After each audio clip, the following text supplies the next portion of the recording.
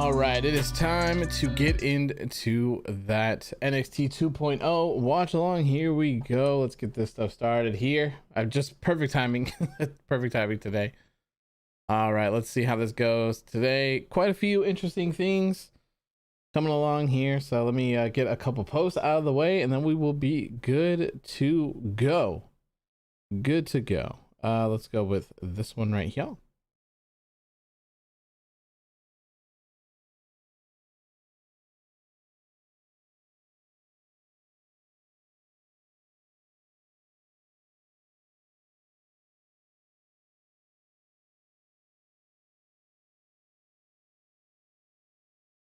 New Year's Evil next week. Crazy. Okay. I was like, whose music is this? Grayson Waller's.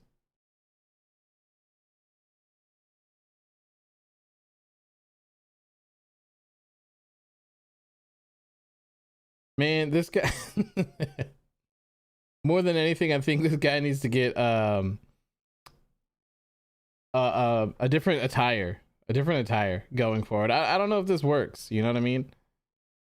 I don't know about that.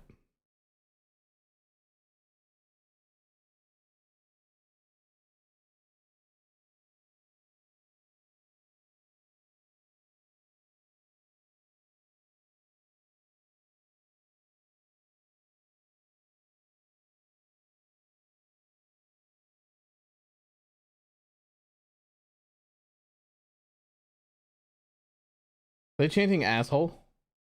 I think they are. They are.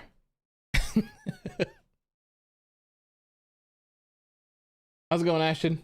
How's it going, man? So, I mean, I'm assuming this guy's gonna have a match. My Christmas was great. How was yours, Leroy? How was yours? It's funny, your chat popped up as soon as he said that on my screen.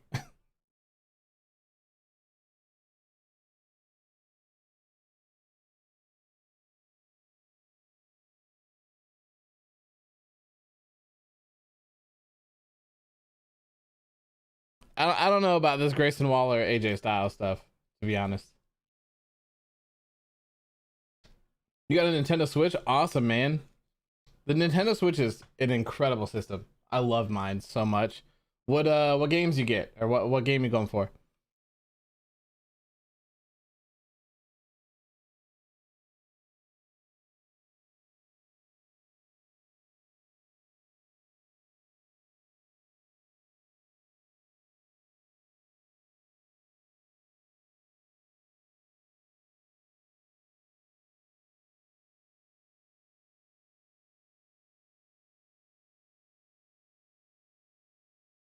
Pokemon Shield, nice, nice. I haven't played one of the Pokemon games for quite a while. I would love to though. I'd love to go play one again.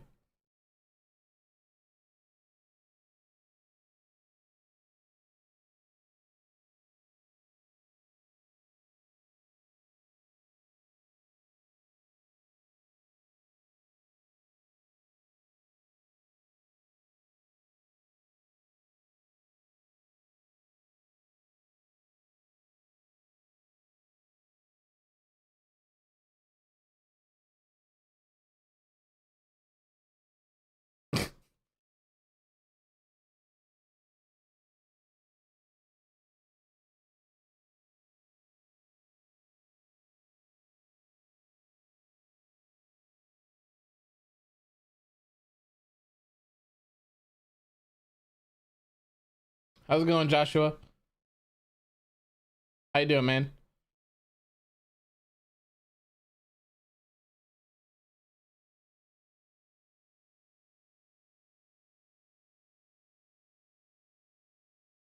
Oh, how's it going on?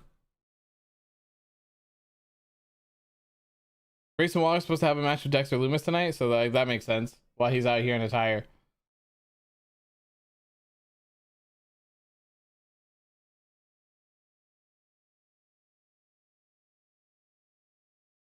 Cat.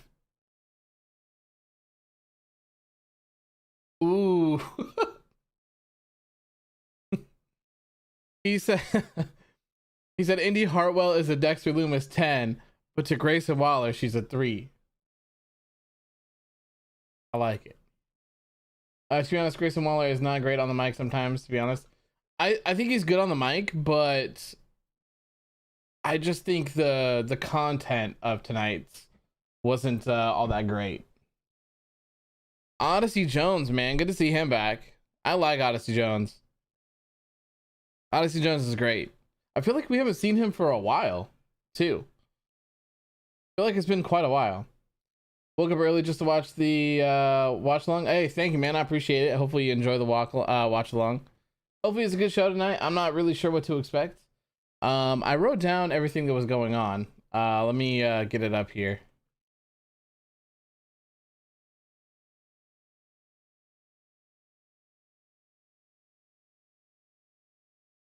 Okay, so obviously we have, oh, maybe not this match. So for tonight's show, we have Grayson Waller kicking off the show, obviously. Harland versus Brian Kendrick. Raquel, Gonzalez, and Cora, Jade versus Toxic Attraction. Carmelo Hayes and Roderick Strong sign a contract for their title versus title match. A special look at the feud between Tommaso Ciampa and Bron Breakker. And the in-ring debut of Tiffany Stratton. Do I think AJ will show up? I don't think so. No, I don't think so.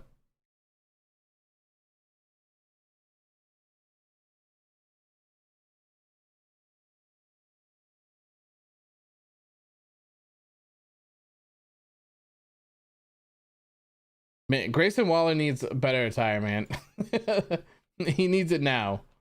Like, as soon as possible. Someone get this man a new attire, okay?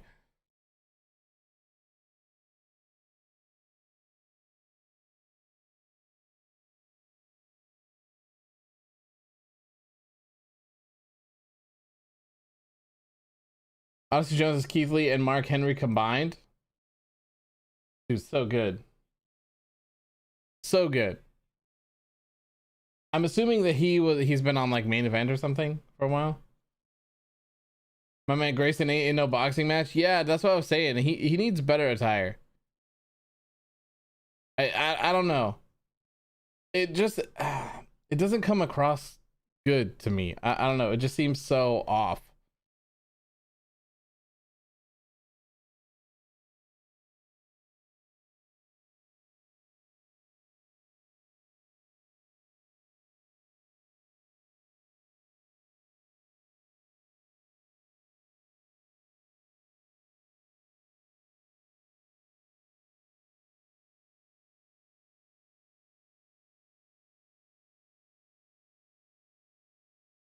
Be here for about an hour and then go because I have a final exam of this year and then I'll be gaming stream. Sounds good, man.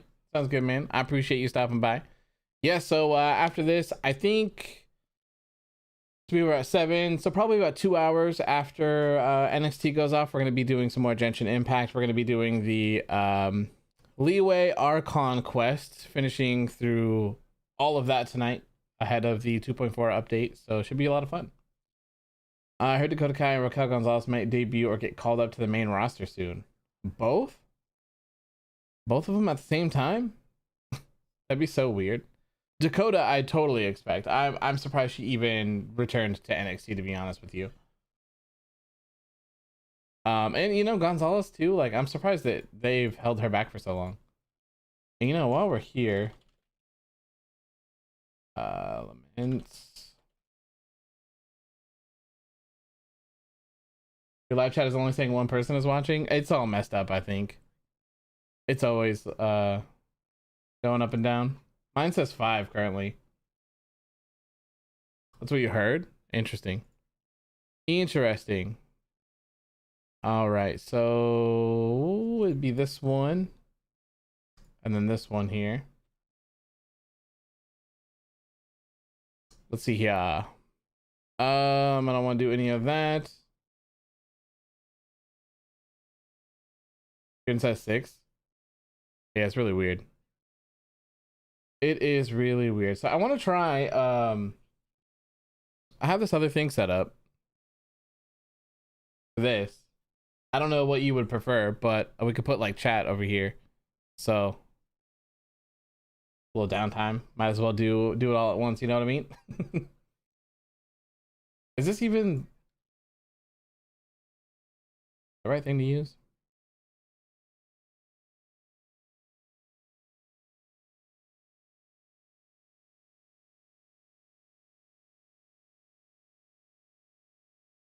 I'm surprised Pete Dunne has not won the NXT title yet. I know, man. It really seemed like he was kind of on his way to being one of the next NXT champions, but I don't see that happening anymore, unfortunately.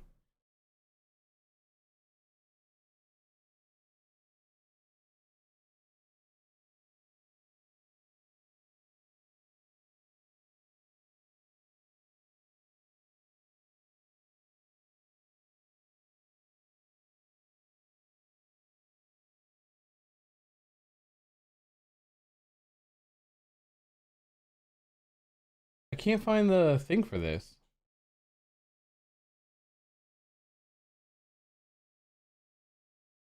I swear it's Stream Elements. Am I crazy?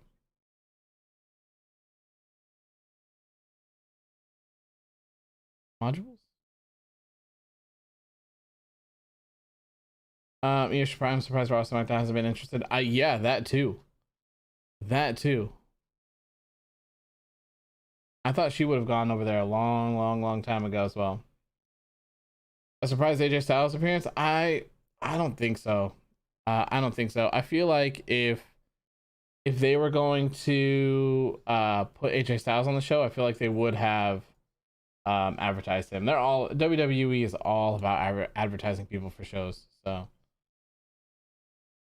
damn, now I got to move this up.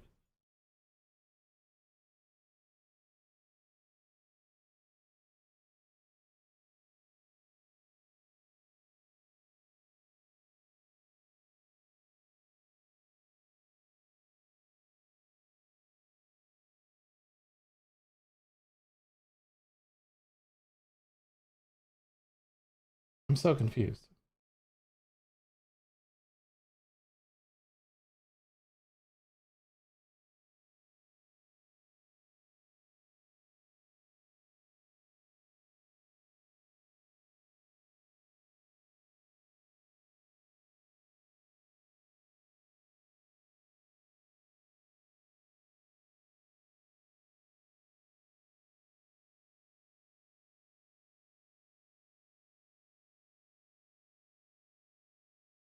I don't understand. Okay, maybe we're not gonna do it. I wanted to put chat on there.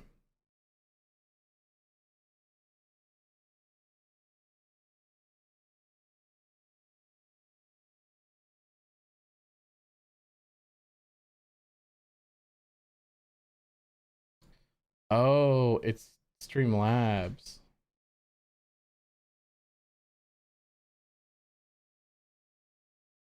Okay, so I'm just dumb. I'm just dumb. That's what it was. Okay. Okay, here we go. I figured it out. I figured it out. All right, let's do this. Where is the widget? Chat box. Oh no, we don't care. Oh, the exposed turnbuckle. Exposed turnbuckle, man. Okay, is this my actual chat? Aha. It is. It is. Okay. Bear with me.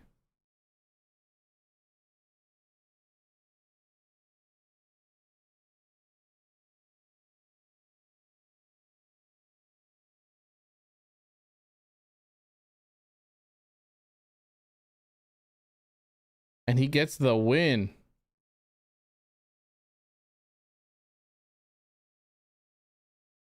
Come on, show up. There we go.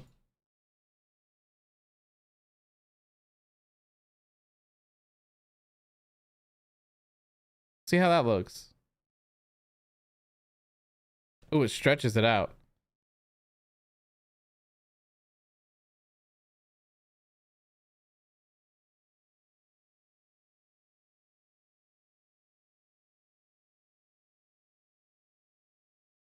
He is there?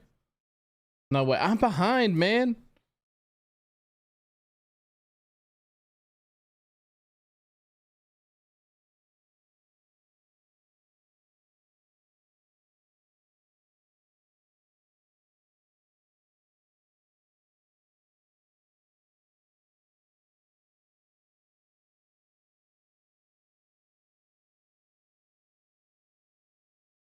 Oh, video package.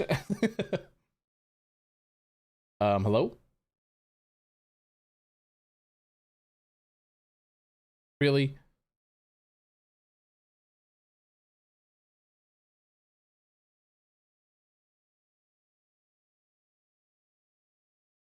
Why did it freeze?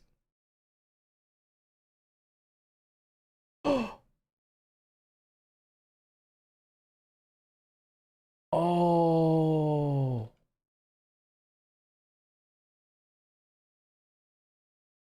I think they got deleted.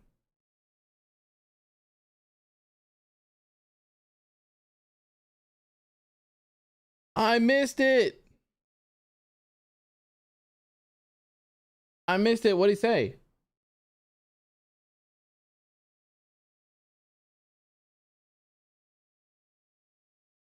My thing froze. I wasn't able to see it.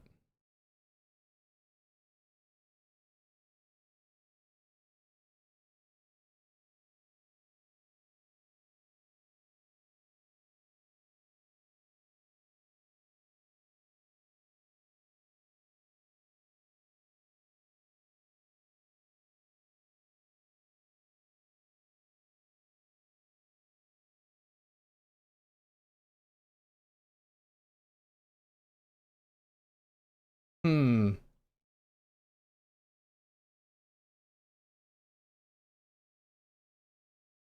Changing matches. Main roster stuff, man. Jesus.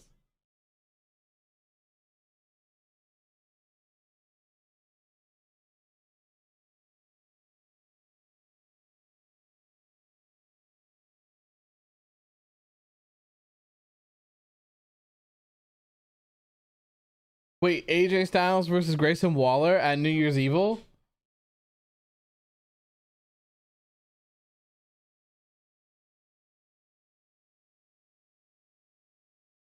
Are they really gonna do that? No way. The girl with the daddy gimmick ain't it. She's debuting tonight.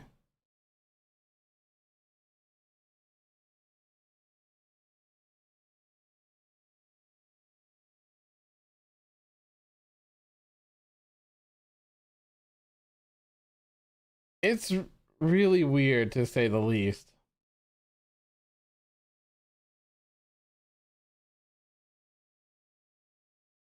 You decided to get a Karrion Cross shirt and a Shotzi t-shirt, and there was no Undisputed Era t-shirts. Yeah, I can imagine that they got rid of those.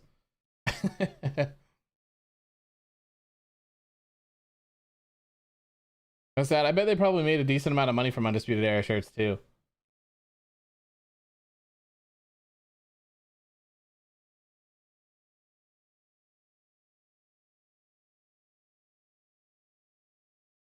Thought there was a way to.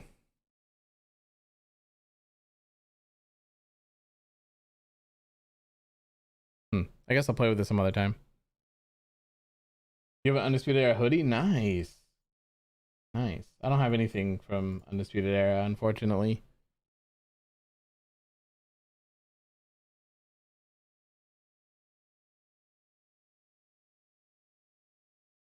I don't have very many WWE shirts, like new ones. Um, I don't know. The designs just aren't that great anymore, you know? I think the last WWE shirt I bought is the Tommaso Ciampa one that I have. Or the Andrade one that I have. It's one of those two.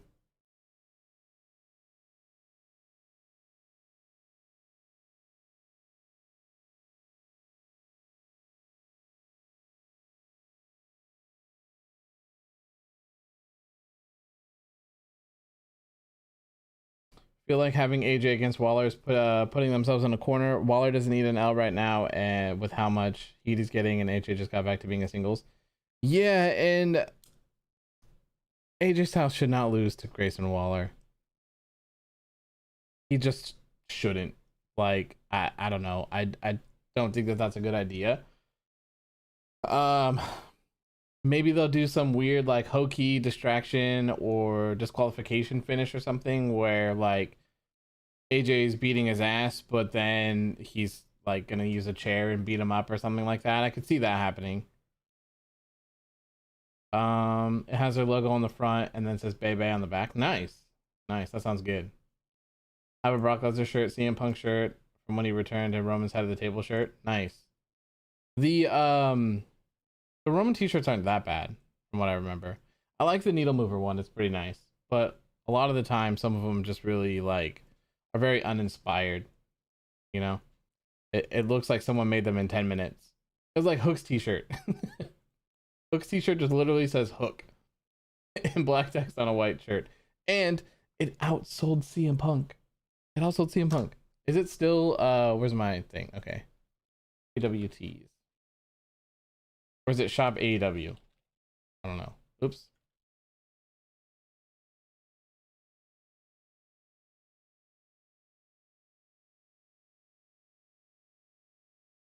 Oh, there's another Hook t-shirt now.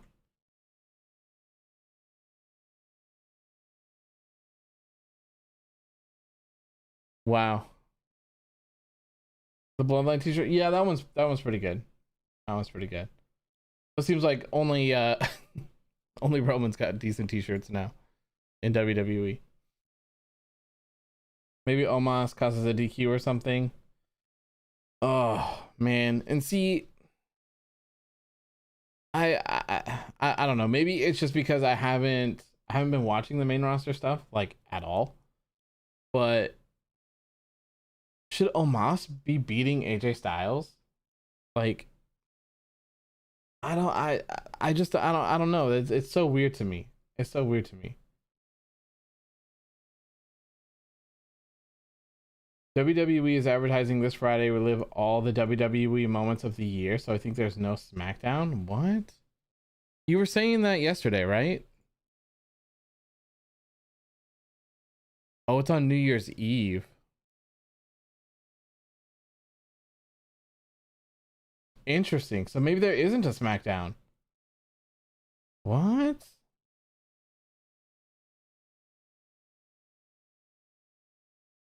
It's Zion Quinn.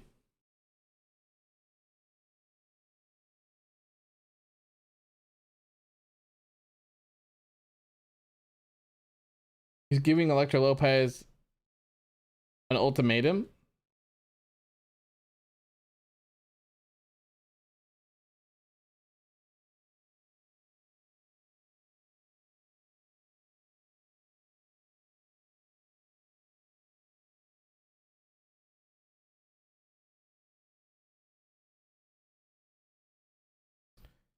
So oh man, this stuff drives me nuts. Okay. So last week they made the triple threat with them, and now it's a tag team match tonight, and then the winners of that get the triple threat. Why make the match stop? Just don't make the matches yet. You just don't make them. AJ and Omos will be 50-50 booking all the way. It just seems so weird to me. Like, I get putting over the younger talent and all of that stuff, but I feel like that's what he's been doing as his tag team partner this whole time. Like, I feel like he's done more for Omos and that. I don't really need to see a guy squash someone like AJ Styles. I don't know. It's just weird to me.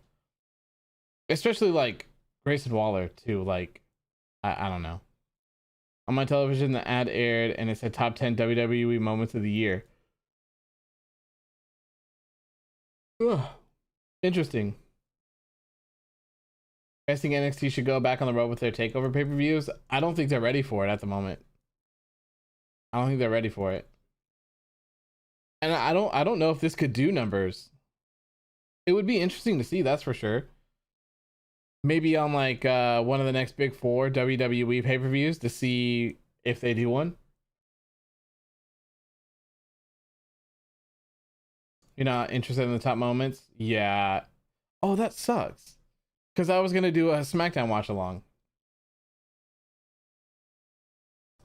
Dang. Dang. Okay, so maybe there won't be a SmackDown watch along this week, I guess.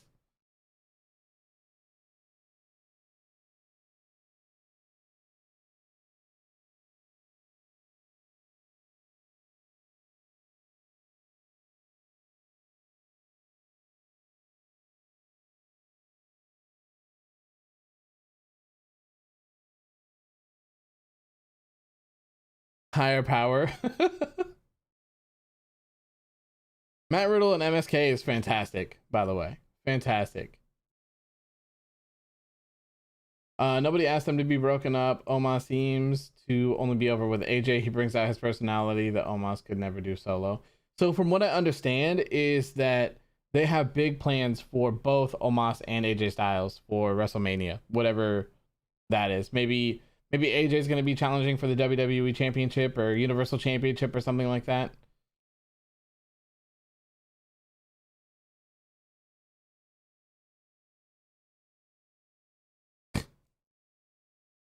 In my opinion, AJ needs as many big wins as possible to make up for how many L's he took as a tag team. Yeah, it's weird, man. I just don't get it. It almost seems like people have forgotten who AJ Styles really is. They're just gonna air the moments only, no match, no nothing.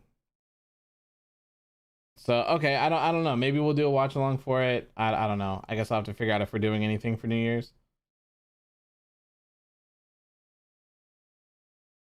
MSK is so good, and Riddle, yeah, Riddle fits them perfectly. I love it.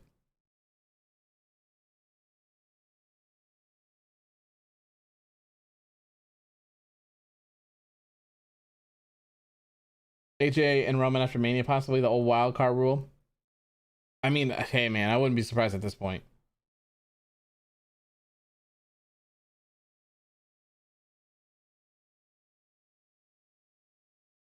My only one getting sick and tired of Vince and WWE breaking up tag teams. Man, they're super weird with tag teams. They just don't like them. They don't like them. Like what was it? It was an interview that Deonna Purrazzo did when she was in WWE with Chelsea Green, and they pitched working together as a tag team. And this is what she said. Creative said, "We don't understand why you would be a tag team. Just because you're best friends does not mean that you're a tag team." That's what they told him. Like, what? You team up people for less. What do you mean? If there's any reason to be in a tag team, it's because you've been best friends for the past 10 years. That makes sense to me. Obviously never happened, so it's crazy. If Vince doesn't like tag teams anymore, then WWE should just abolish the tag team titles.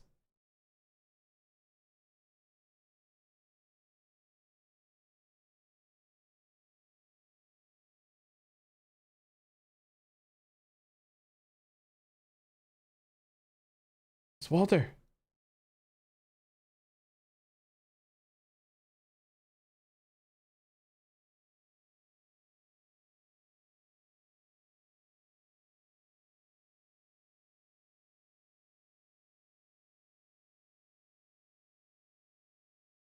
Matt Riddle just phones in.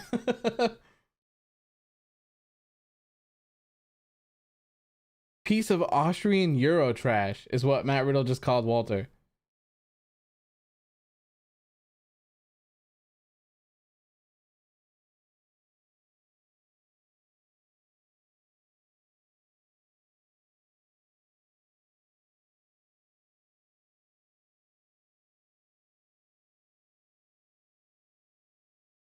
Man, they're really trying to load up New Year's Evil, aren't they? You barefooted nerds. Wow. For the greater good.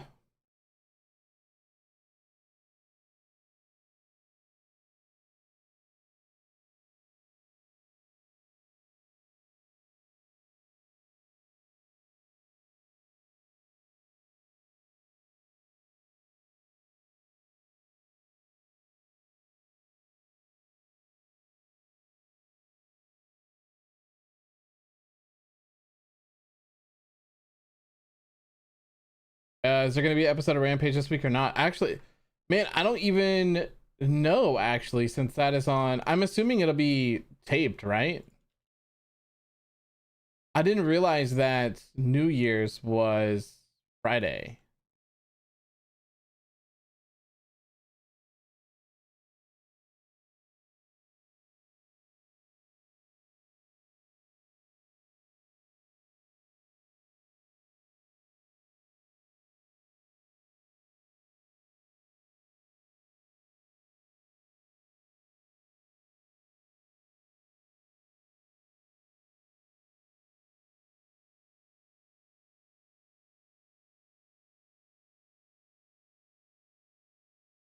Harland is crazy. Yeah, I know, right?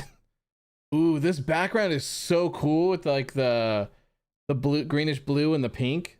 I like that. Rampage is always recorded. Yeah, I'm assuming they'll just have another um another recorded episode is my guess. Imperium is one team in NXT UK that won't ever split. I think they're trying to get Walter to the main roster though, so I don't know, man.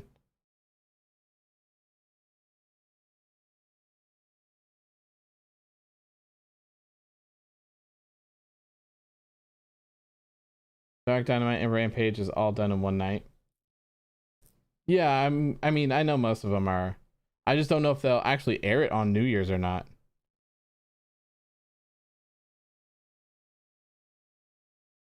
They did really good for the Christmas episode on Saturday, so I wonder if they'll start looking at that and be like, maybe Saturday. Oh, actually, Saturday's not good this week because that's when day one is. That's when WWE day one is. You heard he wants to stay in the UK. I've heard that as well. I'm not sure if they'll ever be able to get him over there, but I know they're trying, at least.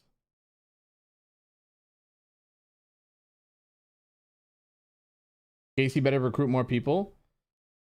I'd be cool with that. I wouldn't be mad at that at all. I like the relationship between Gacy and Harland. Although, like, I still think Harland looks weird as hell. Weird, extremely weird. That was way back, but you think he changed his mind? You think so? I mean, look, man, if I'm Walter, I don't ever want to go to main roster WWE. I mean, I don't know. I just don't think it's that great of an idea, to be honest with you. Harlan being weird as his character, not. I'm more so referring to like the Parker Bordeaux. Is that how you say his name? Like just the way that they changed him and just like the bald head and the Michael Myers outfit. I don't know. I get that he's supposed to be like creepy, but they just went like full on Michael Myers with him, and that's cool. I mean, it's working. It's working, and it was a good way to get them separated from the Brock Lesnar comparisons as well, I guess. So Nails vibes, yeah, a lot of people say that.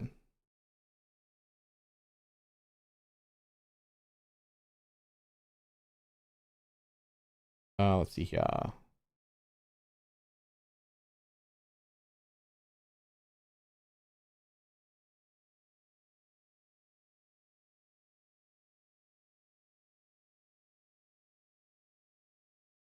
Let's be real. Who in the NXT US can actually match Walter? Keep him in NXT UK and have him work to get the NXT UK Championship back. They want him. They want him here, man. And I can't say that I blame him because Walter is a huge attraction. Snitsky vibes. I've heard that from a couple people too. Harlan needs to be the type that is awkward and animal-like IRL and talkative online, like on the Bird app and stuff. It would add an extra layer to his character. Fair enough. I'm curious to see if this is going to be something that like Gacy will always be able to control, or if he's going to lose control over him and then something else is going to happen. It might be like a little cool storyline down in the road. I could definitely see Harland as like a 2.0 NXT champion down the line. So, you know, maybe they do sort of like an MJF Wardlow type thing where Joe Gacy is able to keep Harland somewhat in line for quite a while, and then eventually he just breaks off and it's just some crazy beast, you know. I could see that. If Harland debuted with hair, it would just be like Lesnar's little bro. It's very possible. Very possible. There's a lot of comparisons for him ever since like they had interest in him. So I could see the reason why they went to the extreme to get rid of those comparisons. But I also don't think that those comparisons are a bad thing either.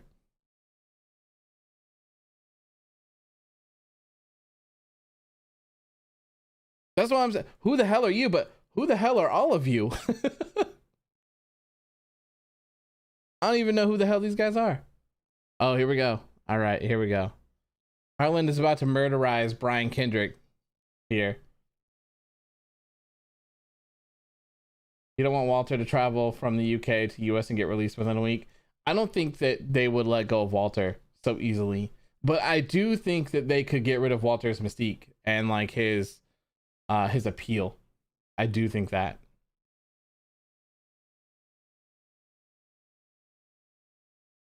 The Brian Kendrick. He resigned as a coach and he's ready to throw hands with Harland.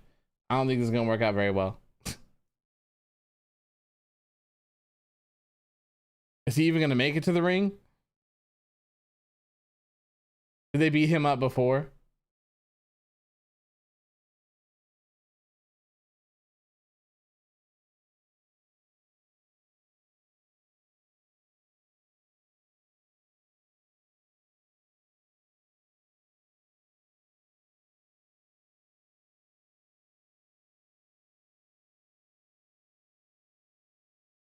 I have a feeling WWE is bringing Rain Monster guys to NXT to increase ratings.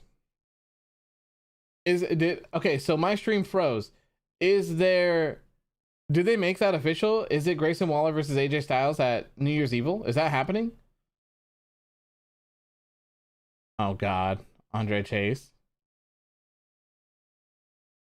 This is the second thing that they have advertised for tonight that's not happening, by the way. Why? Well, they ran an entire angle for this. Unless he's gonna like come out behind and attack him or something. I saw the Von Booms. I was a little late. Not bad for you, but hey, some people are so hateful. They really are. Some people are.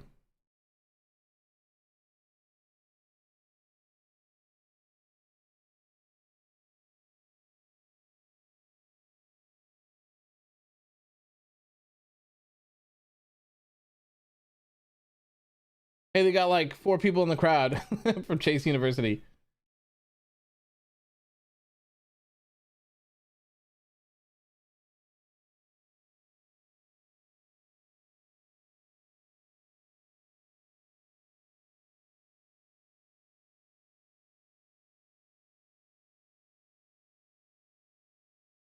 Uh-oh. Harland was unjustly expelled from school?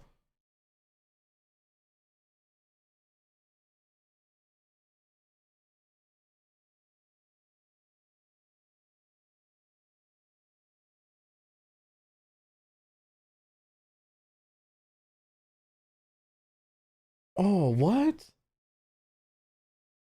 That looked...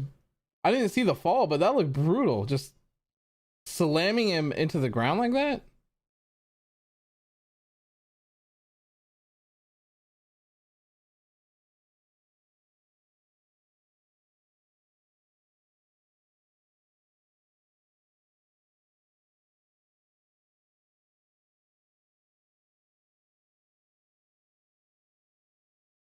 I believe Kendrick might have COVID. WWE really needs to do something quick before it's up to...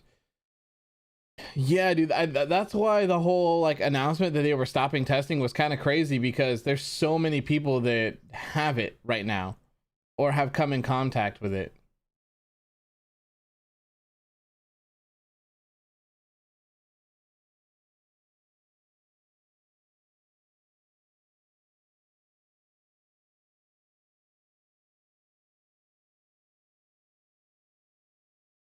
Oh, these camera cuts.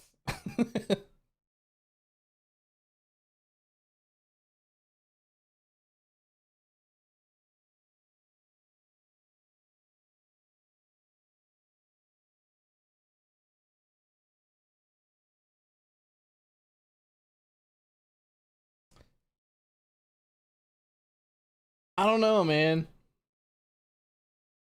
I don't know. Harland must not be able to wrestle. So they just do weird strong boy things. But just slamming someone's head into a mat 4 times really justify referee stoppage? I don't know. I don't know. Did Bo Dallas dye his hair blonde? Wait, what? Who the hell is this?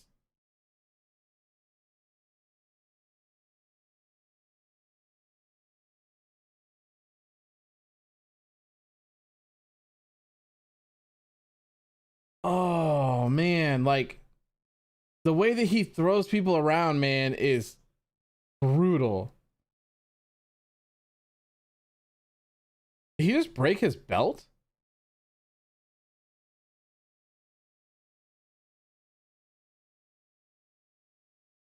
Is this Tiffany Stratton?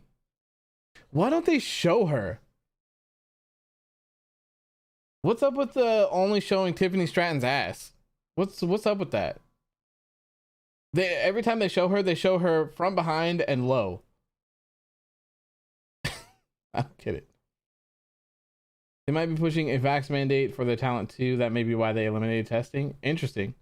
I know there's a lot of I don't know if it's a lot, but there's a couple places that are actually requiring vaccination cards to get into restaurants and stuff like that. Half of NXT has COVID. That would make sense as to why things got changed for tonight. Von Wagner claimed backstage he got lucky last week with a win, so Von Hoomst Wagner is acting tough. I saw that. I saw that. I'm not familiar with the other guy who was going to wrestle him tonight, so I don't know. The guy Harland went after looked like a blonde Bo Dallas. Yeah, I wonder who that was.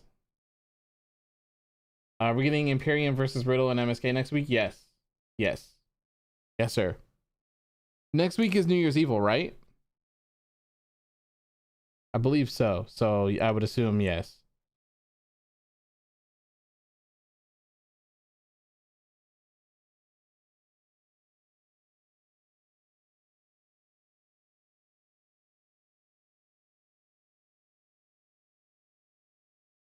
Funny thing is, Stratton made her debut originally on 205 Live a month ago. I wouldn't be surprised.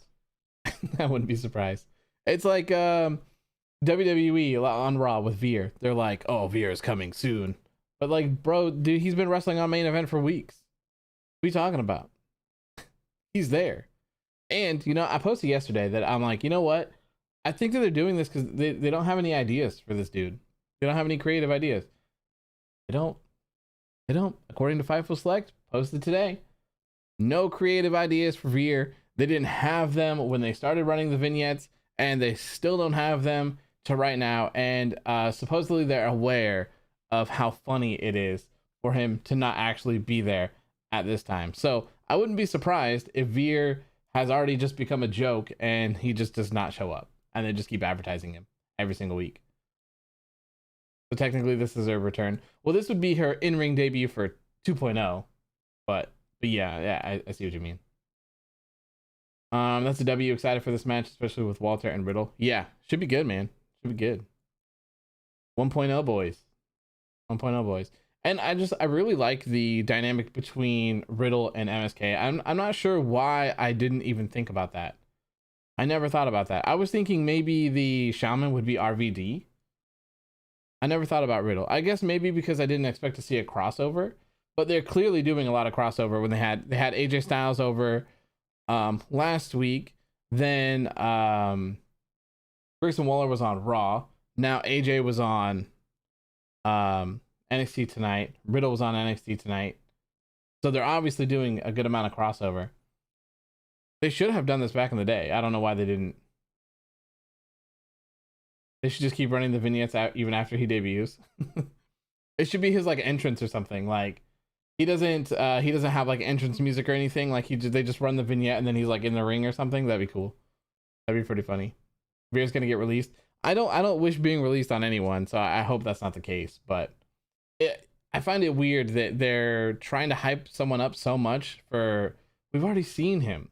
He was already on TV for quite a while with Shanky and Jinder Mahal. So I just don't understand what the point was of taking him off and trying to like repackage him but not repackage him at the same time. It's just kind of weird. Send Veer, yeah. It seems like all that did was make Hook trend. More like a meme, yeah. Yeah, fair enough. Definitely feels like a meme. Oh.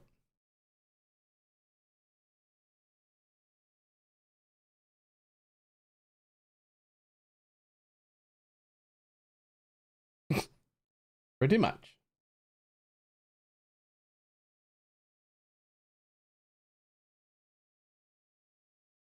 Hey, it's Oos.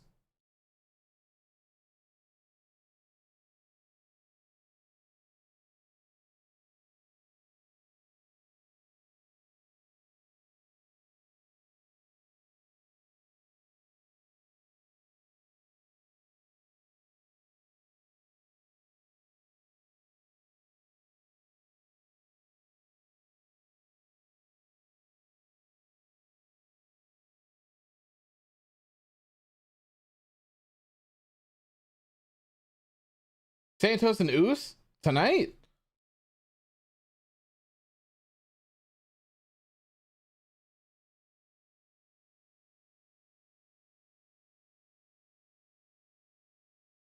This is such a weird storyline. So Sikoa versus Escobar would be good. Could be, or should be at least. All right, here she is.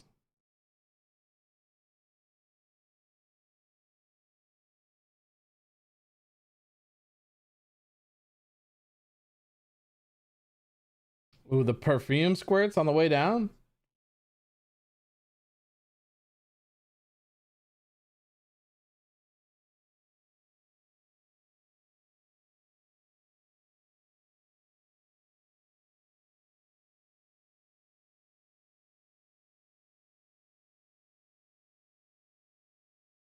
You won't say anything. What the heck is that? Too much makeup? Feels like Santos has been in the background for a while because of the Electra. Yeah, which is crazy, man, because Legato's so good. Oh, it's Fallon Henley. That's Tesha Price. You like Tiffany already? Flames? I love Solo Sikoa. I'm excited. Dude, I know. He's great. He's great.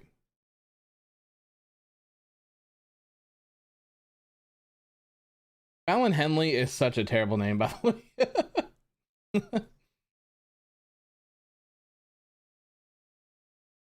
Some Disney Channel music? Yeah, kind of fits. Kind of fits, yeah. Tiffany's going to be a major heel. I see a lot going in her future. Very possible. I mean, obviously they see something in her. I've heard great things about her wrestling as well. I heard she's pretty good. I'm not familiar with her at all. Oh, that was Malik Blade. Okay. No, I have no idea where Timothy Thatcher is. Hey, that was great. Nice. He's a wrestling coach? Thatcher?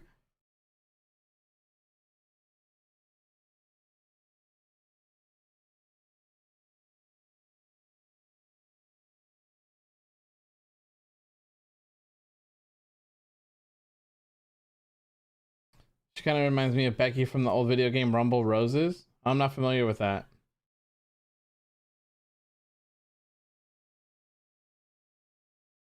Lacey Evans 2.0. But Tiffany Stratton can actually wrestle though, right? From what I understand, she's great. I don't know if the same can be said about, you know.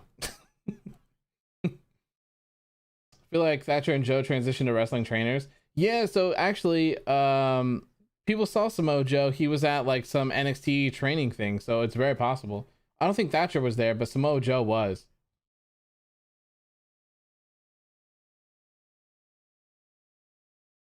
Think we'll see Joe back in the main roster? I don't think so. I don't think I don't really understand what happened with Joe and stuff. So from what I understand is that he wasn't medically cleared and they would not let him wrestle on the main roster. So they released him because he was requesting to be off of commentary and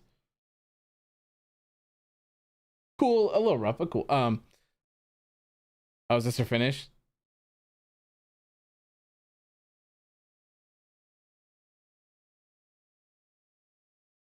Not a bad in-ring debut for Tiffany Stratton, honestly. She needs some work, but not bad.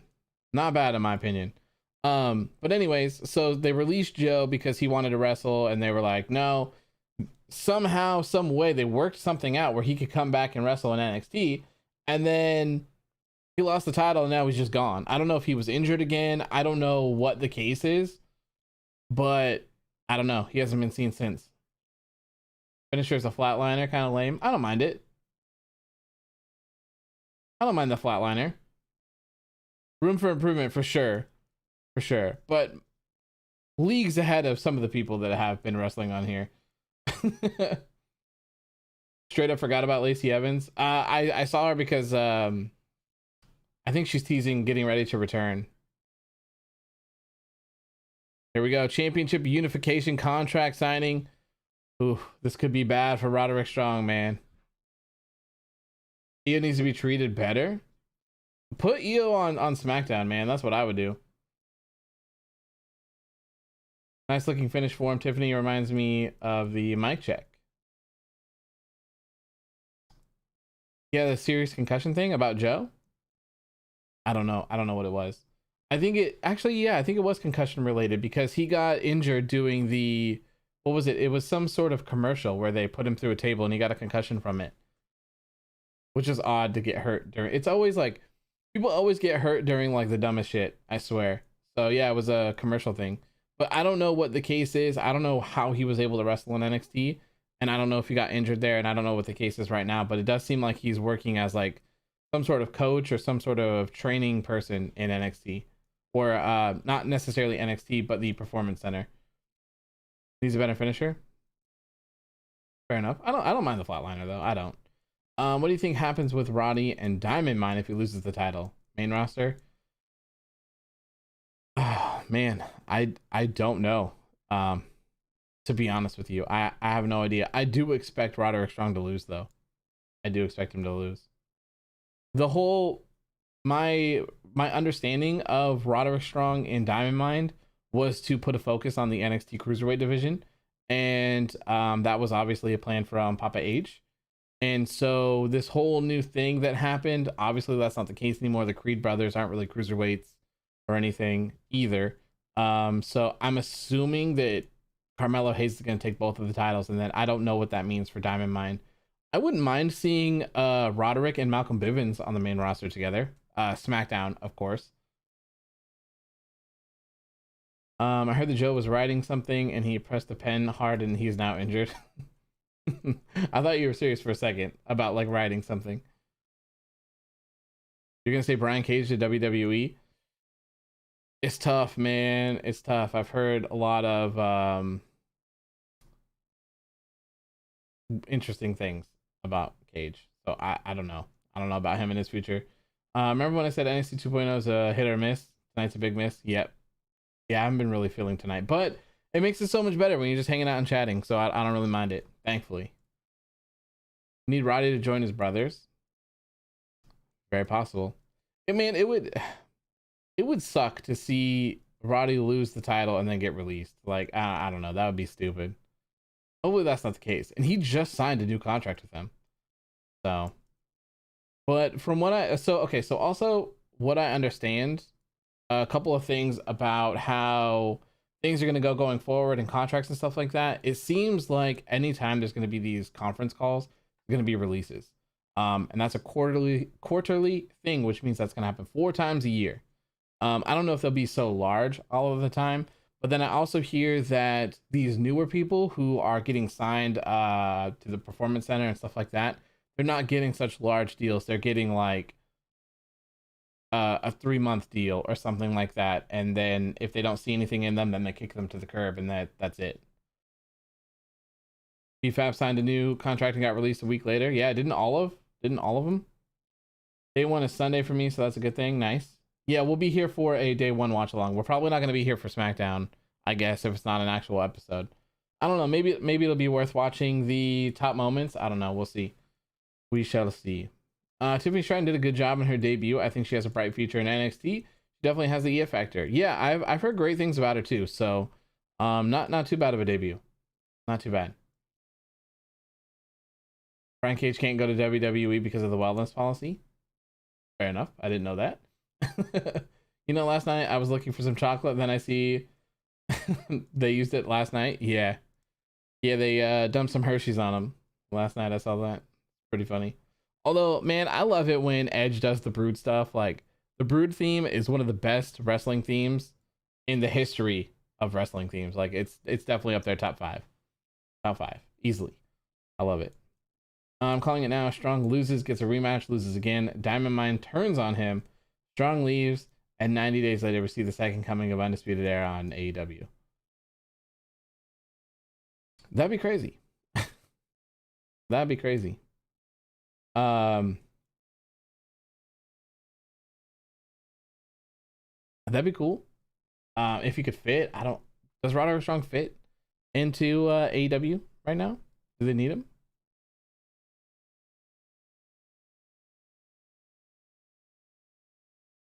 Walter and Riddle on NXT next week? Yeah, it's crazy, huh?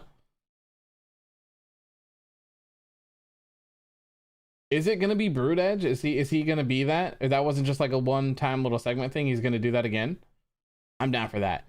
I liked when they did it. Was it against Rollins? I just wish that he would have used that theme song for the entire time for his entrance. That would have been great. The chocolate bloodbaths remind me of Evil Dead and the Black Blood, and they use to get around the rating system. Fair enough. Fair enough. I've heard about people having issues with that, like playing Mortal Kombat and stuff, so they change the colors of it. Tiffany says daddy a lot. Yeah, I don't like the daddy's girl gimmick. I would much prefer it just be like a rich girl type thing. That'd be much better in my opinion. Do the Brood entrance at day 1? I hope so. I hope so, if it's so good. So good.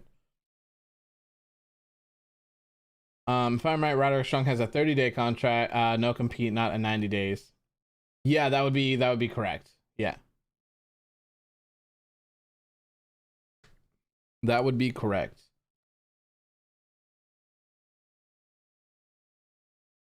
AEW has signed too many people that get lost in the booking. Look at, for example, Janela. Hype for him. Start AEW now. I think Joey Janela has always been kind of a hit or miss person in wrestling. A lot of people don't like him. A lot of people do.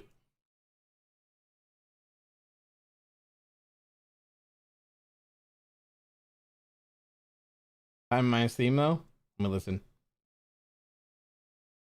It sounds kind of like a remixed version of Roderick Strong's old theme, which was very good. Very good. Literally looking at the last few days of the Cruiserweight Championship. Yep, we are. Unfortunately.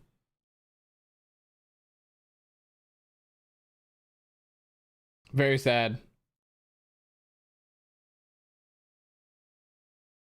Joey had a ceiling and most people knew that, honestly. Yeah.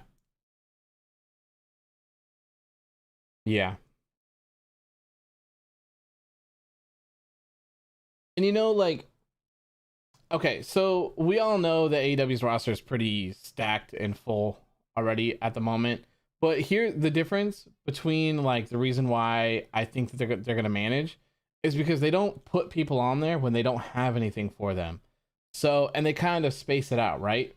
So we haven't seen Miro since he lost the TNT Championship. Oh wait, we did see him once when he was in the Eliminator tournament, but we haven't really seen him. We haven't been overexposed to him, and you'll notice he's had what, 3, maybe 4 video packages, vignettes, whatever you want to call them at this point, but they haven't been week to week to week to week to week to week to week. They've been really delayed out. So it doesn't really seem like he's being wasted. He's just kind of like in the back of your head, he's just still there and he exists. So it's not like he's just like, oh, we don't have anything creatively for Miro at the moment. So like he's just losing every single week or something like that. They just kind of keep them off and they're kind of doing their own thing. Same thing with Lance Archer. He hasn't been seen for quite a while. I don't know if he's on Dark or Elevation or anything, but I much prefer people having time off. And I feel like if you can rotate your roster like that, like NXT used to do it really good back in the day when they were an hour long and on the network. They used to rotate things. So when you see those people, it's going to feel special. And I hope that they continue to do that. They're doing decent at it right now. Wasn't he hurt after his last match? Miro? I'm not sure. Not to my knowledge. AEW rotates talent very well. Yes, they do. Malcolm Bivens is the GOAT. 100%. Malcolm Bivens is great.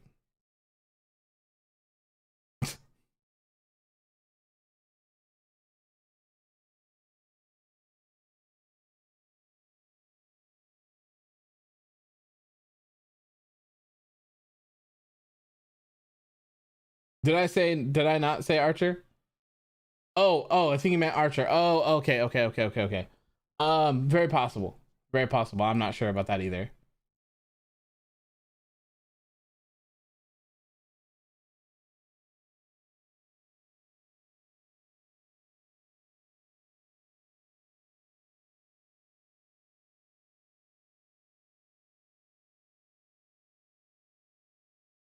Carmelo looks like a librarian.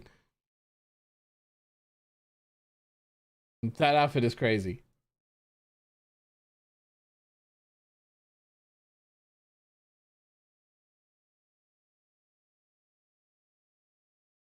Battle of word between Bivens and R-Truth. Yes, please. I want to watch that. Please. I've been really impressed with Carmelo. Yeah, dude, Carmelo Hayes is great. There are a couple people in 2.0 that are fantastic. Carmelo Hayes is one of them. Odyssey Jones is another one. And Bron Breakker, of course, is another one as well.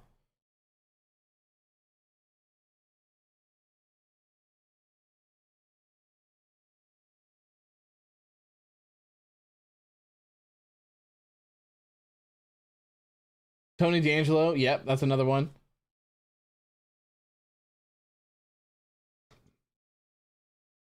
Tony D'Angelo, yep.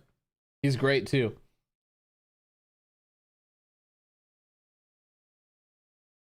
Carmelo is what Swerve was supposed to be doing a good job.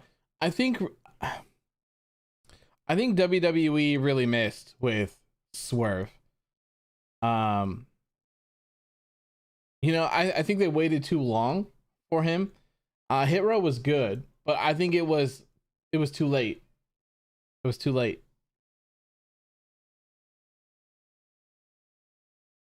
Carmelo's had the best breakout year of anyone in 2.0, in my opinion. Yeah, I'm not mad at that take. I'm not mad at that.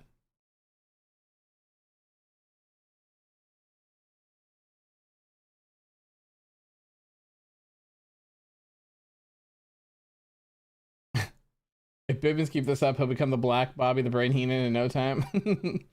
Man, Malcolm Bivens is the best, man. Malcolm Bivens is literally the best. I would put him on TV every single week.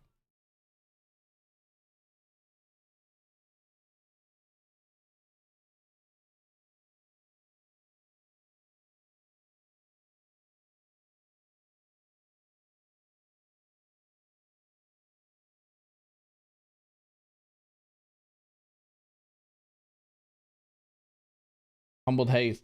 Okay, so from what I'm understanding here, this unification match, whoever walks out is going to be the NXT North American Championship. Is that what I'm understanding?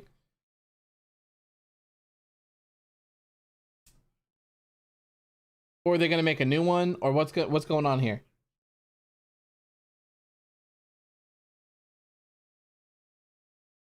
Supposedly Top Dollar was the final nail in the coffin, then the group got released. Yeah, I mean, I wouldn't be surprised if he was a huge part of why they got released, causing all that drama and stirring up all that nonsense. Like, bro, you just got here. you just got here, man. Like, chill. You know what I mean? NXT New Year's Evil watch along? Yeah. We'll be doing a watch along for that. It's next Wednesday, right? Swerve carried everyone in Hit Row, and apparently Top Dollar was the one responsible for everybody in the group being let go. I can see it. Like I was saying, I can totally see that being the case. Swerve was really great, and I think that Hit Row helped with, like, his surrounding, but I don't think that Hit Row was ready to, as a collective, to be in the position that they were put in.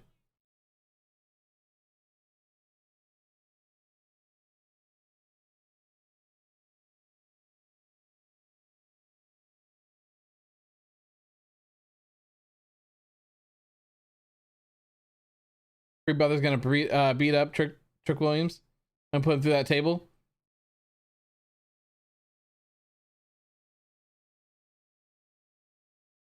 Ouch.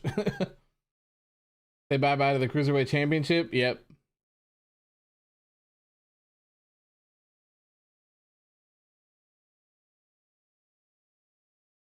I would be shocked. I will actually be shocked if Roderick Strong wins. Solo Sikoa versus Escobar next. Hey. That should be a good match, man. That should be a good match. Roderick Strong face. I don't know, to be honest. I don't know.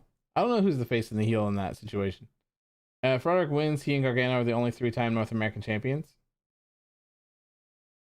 Is he? Didn't he say this for the second time? Let me see. Roderick Strong.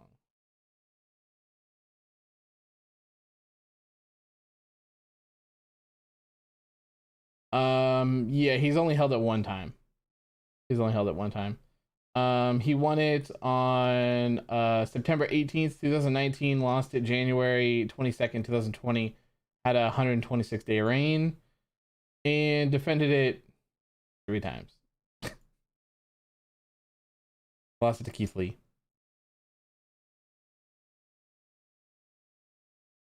I have a feeling the Liv White win Saturday. That'd be great. That'd be great to see Liv win.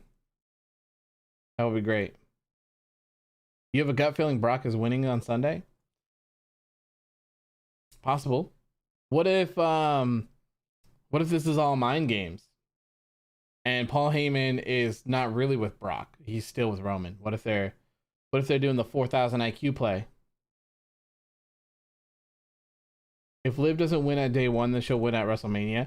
Okay, but will people still care by WrestleMania? Is the question. And poor Bianca Belair, you know, she got squashed in 30 seconds.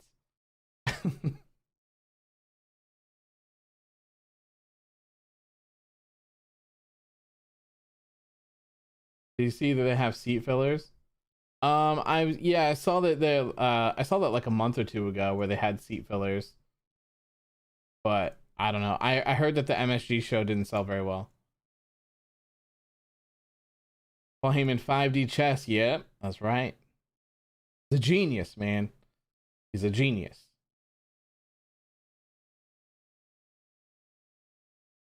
What is the card for day 1, by the way? See here. Oh god, dude, I hate their website. For NXT 2.0, they have this like lime green color. It's just awful. Awful. I think I can show you. Hold on. Yeah.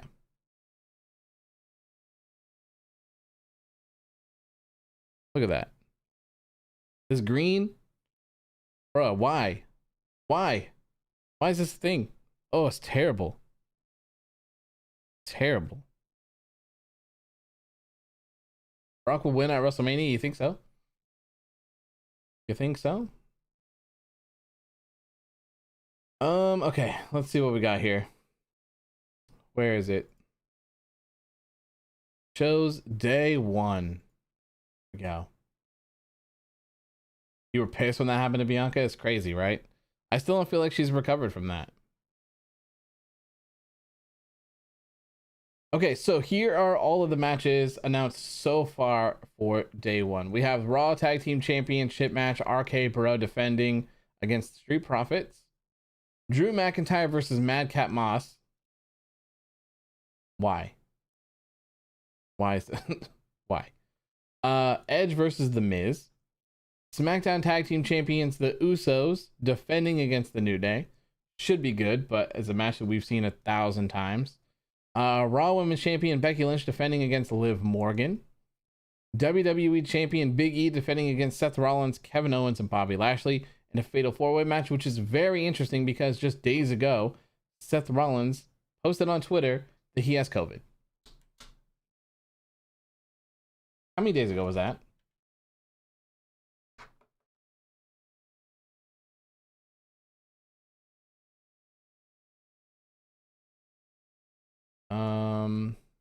People.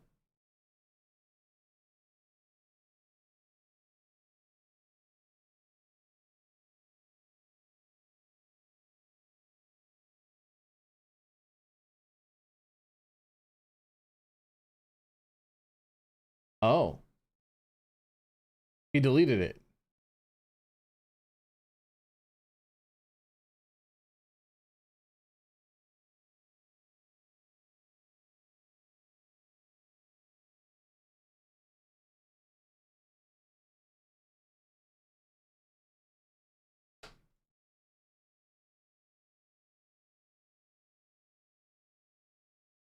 You think KO might win the title? Hey, man, I wouldn't be mad at that at all.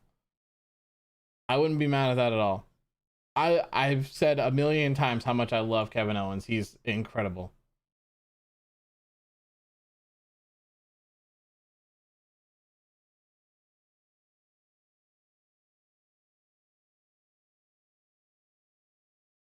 Bro, I don't want these.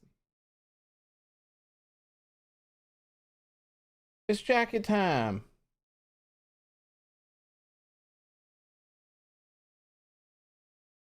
Okay, so on December 26th, that is 2 days ago, Seth Rollins tweeted, "Merry COVID Christmas to me.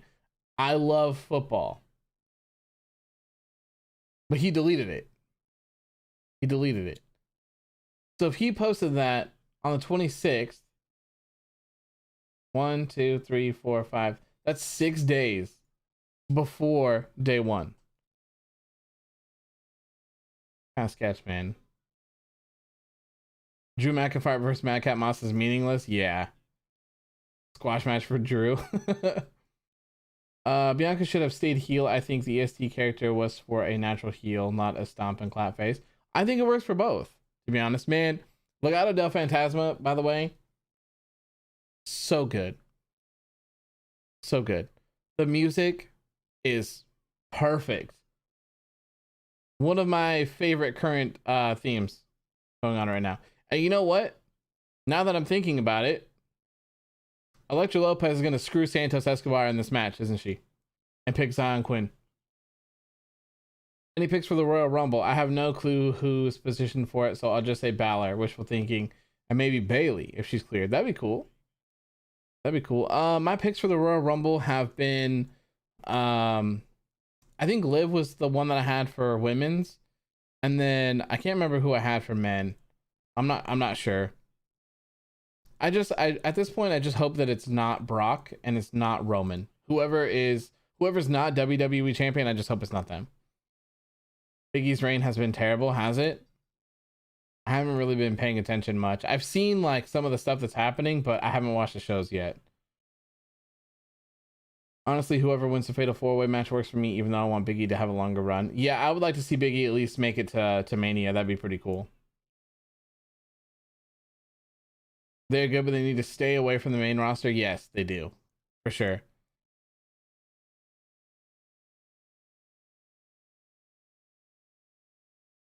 Ooh. Not even phased from that chop. Poorly booked. Yeah. I think that Legado del Fantasma could have been booked a lot better too. Like, I don't know. They're so good, man. They're just so good.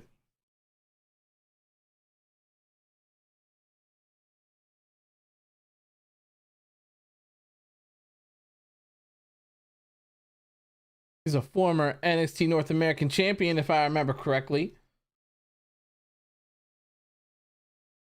Legado is the only original stable from NXT Black and Gold. Crazy, man. I think someone had said, hold on, let me go look. Like 6 of the last 9 NXT champions are like gone or something like that. Something crazy. Not with the company anymore. Been facing the same 3 guys since he won it: Bobby Lashley, Seth Rollins, and KO. I mean, that's the thing though. Like, the way the WWE formula is currently set up is that everyone is okay from a WWE standpoint, from the way that they book their shows. Everyone is on the same level, right? No one is really better than the next person, and they're mostly just a number to them, right? At this point. So for them to just like pull and insert people in, no one ever gets over. And that's what I talk about all the time, is that they just randomly insert people into places and it doesn't matter. Sami Zayn, for example, has done nothing of importance for I can't even remember how long. Then all of a sudden he wins a battle royal or whatever it was, a gauntlet match, whatever it was, to become a number one contender. Great, right? That's all it takes. And that's fine with me. I'm totally cool with number one contender stuff. He gets a world title shot. He loses in 9 seconds, right? Meaningless. Then what do? They do it again for the Intercontinental Championship, and then they make Sami Zayn win it again. How are you supposed to be invested in that? So it's literally just moving people and putting them in place. There's no rhyme or reason. No one is being built to be over. There's not someone who they're like grooming to like be in the world the world title scene, the main event scene. They're just putting people there and just making the program work around it. And there's like hardly any storytelling. They're just going off of weird hokey finishes. So, the champion loses, right? And it's like, okay, perfect. This is a way to give this person a match. Then they lose the championship match, and then they're like, I was cheated. I deserve another one. And then they cheat, and then they win, and then they get another one, and then it just keeps going on and on and on and on and on and on and on. And then this guy goes away, and then they put this guy in, and then they do the same thing. That's literally just what they're doing. And at this point, this guy didn't go away. They just added this guy, and then they added this guy as well. They should have Cesaro win the IC title. Hey, I'd be cool with that. The Intercontinental Championship has just been sitting there. Sammy will probably be around for another few years too. I think he's following KO's lead and taking the money and financial security. Yeah, I think after Owens, like I think that they're like destined to remain together at this point. So I would imagine that Sammy, if he hasn't already signed a new deal, he's probably going to. That would be my guess. And I can't say that I blame him. Taking that money. And the thing is, if you're going to release Kevin Owens or Sami Zayn, they're fine. So they can kind of take that risk, You can't really bury Kevin Owens or Sami Zayn. I think that they're above that. I think they're like, I just don't think it's possible to bury someone like that. Same with AJ Styles. Like, those guys are going to be those guys, and they're going to be remembered no matter what you do to them. I just don't understand putting literally all of EE's challengers into one match when you can spread them out for months. It doesn't make any sense. They did the same thing with Karrion Kross. Remember that? At the In Your House show or whatever, they put literally every single one of his competitors in the same match and blew through it all. It doesn't make any sense. It's mostly probably just to pop a rating, I assume. They want easy shows, they don't even try. Yeah, it's sad. It's sad, man. Look at their roster and how great it is. They have the best roster they probably ever had. Still, after the 100 people that have been released, their roster is incredible. It's crazy. They should be putting on incredible shows day in, day out. They really should. And they have the ability to do it. Look at the stuff that they've been doing with Roman and Brock. It's so good. The last episode of SmackDown that I watched, the ending of that with Paul Heyman, saying that he's protecting Roman from Brock, and then him getting Superman punched. Oh, it was so good. So good. So good. Do you think they should get rid of the brand split? I don't think so.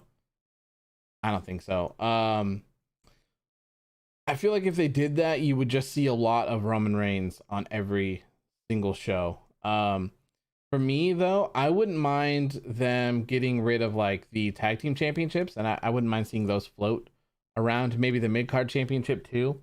And what I would do as well is I would get rid of, well, one, the 24/7 championship because it's worthless. And then two, I would get rid of the women's tag team championships, and I would give them a singles title, a secondary, like a mid-card women's singles title. I think that would benefit a lot more than tag teams. I mean, if you don't like tag teams in the first place, why would you introduce another set of tag team titles And then in a roster that is already booked terribly, why would you just randomly throw people together to give women's tag titles? It just doesn't make sense. Get rid of those, give them a singles championship, and let it rock. Let it be between both brands. I think that'd be sick. Am I the only one who hates the designs of the IC and US titles? I don't mind them. I like the old US title more. I like the old IC title more, but I don't mind this version of the IC title either. Unless your name is Gold, you can't bury Kevin Owens. He's got one more match with WWE, I saw today. Alexa returns at the Rumble and wins. Possible. But see, I feel like that's such a waste. Like, I would like to see someone who shouldn't be in the main event get the Royal Rumble win. I feel like Alexa she's decorated enough where she could just come in and be like, I want a championship shot, or like she could earn one quickly because we're all familiar with her. I would like to see that accomplishment used to elevate someone else to that level. But I mean, who knows? Probably gonna be Charlotte that wins it or something. Heck, even Impact puts out better weekly shows. Man, Impact has some good shows. I don't know, like, about their weekly show. Like, I always felt like there's something missing from their weekly show. I'm not necessarily sure what it is, but man, their pay-per-views have been really good. The one that I went to was great. If Netcon takes over, do you believe happens to change in the horizon? Maybe the company is sold. From what I understand, I don't think he's going to. I heard he's just here to fix things and then he's going to dip out. I don't know if that's true or not, though. Hopefully they'll get back to a point where WWE storylines are planned months in advance, like in the 90s. One of the cons of having content over quality is your business philosophy these days. Yeah, everything is last minute, man. Everything is really last minute.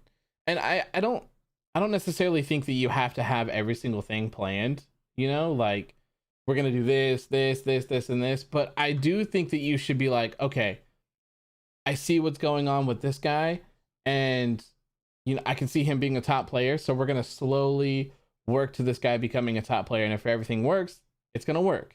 You know, AEW, for example, all of these world champions were planned. They knew that going in, these were the world champions. This was the order of the world champions. We're what, 3 years in now? Like, you should be thinking that. And I don't think that there's anything wrong with altering plans as well, because, you know, if Hangman wasn't as over, if this whole Kenny Omega stuff didn't work out, then you should not do it. You shouldn't follow through with it. But being able to slowly build up things like this and make them work, I think is fantastic. And I really wish that WWE would do the same thing. I just wish they had one set of tag titles for the men and then have the champs defend them on both brands. Make the Universal title the big gold belt design. Oh man, I would love that. Dude, Roman carrying around big gold would be incredible too, by the way. The commentary sucks. Fair enough.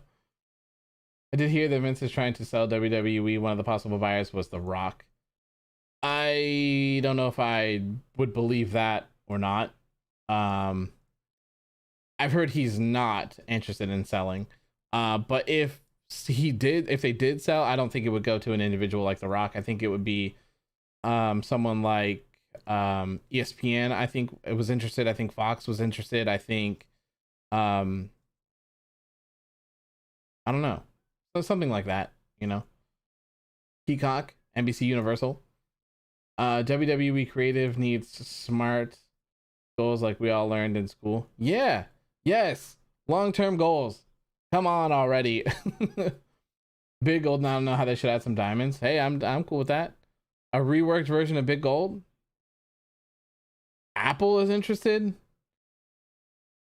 Oh, that'd be weird. I don't know about that. Apple in the wrestling business? That'd be weird. That'd be interesting. Disney needs the last Infinity Stone though, WWE. I mean, I wouldn't be mad at Disney getting it. I think anyone could do a better job than what they're doing right now, to be honest with you. Apple TV, rather. In the licensing or in the company as a whole? Because I feel like those are two different things as well. See, a play like that, I think would be really cool overall. So we know the Peacock deal is a 5-year deal, so I don't know what's gonna necessarily happen after that. Maybe, I had always kind of thought that maybe the Peacock deal was kind of like a lead in, a kind of like a tease for NBC Universal, as like maybe after the 5 years they'll just end up buying the company as a whole and seeing what is coming from the streaming and stuff like that. I feel like that makes a lot of sense. But Apple TV would be a pretty cool play too. And like the future, I would love to be able to just go on an app and watch this instead of having it on actual TV. It would be so much better, man.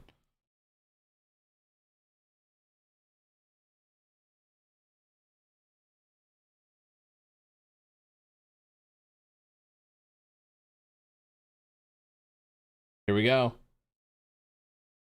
I knew it. Oh, damn. Escobar out of nowhere attacking Sion Quinn. And then he's gonna lose.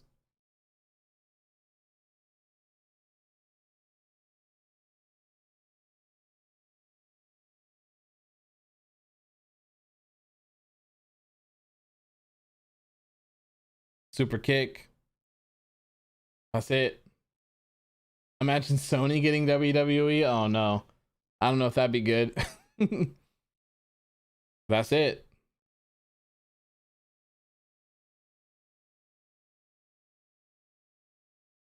That little kid in the background going crazy.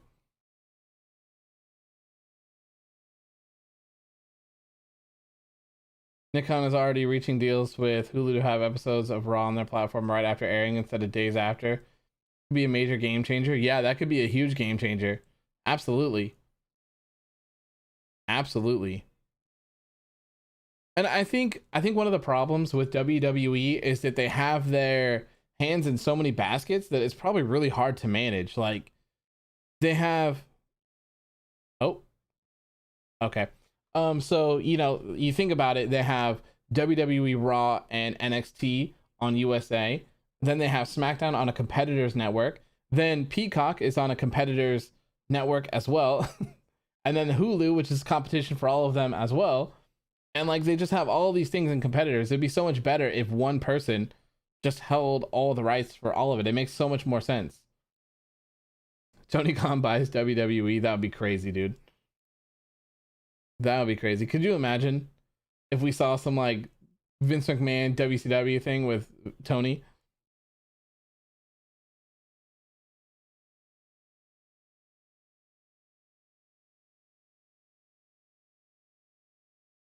Does Solo have his own finisher besides the Uso Splash? I don't think so. Oh, so this is not a match. AJ Styles is just confronting Grayson Waller. This is the end. This is the end. Bron Breakker is 100%.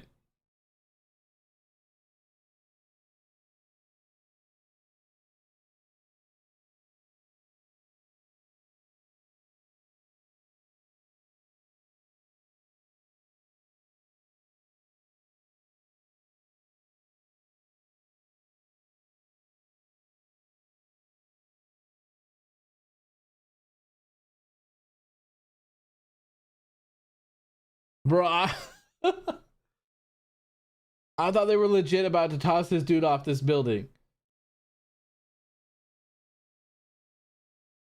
I did too, dude. I thought we were gonna see them like some like editing magic, and I thought he was just gonna toss them right off. Holy hell, dude, that would have been crazy.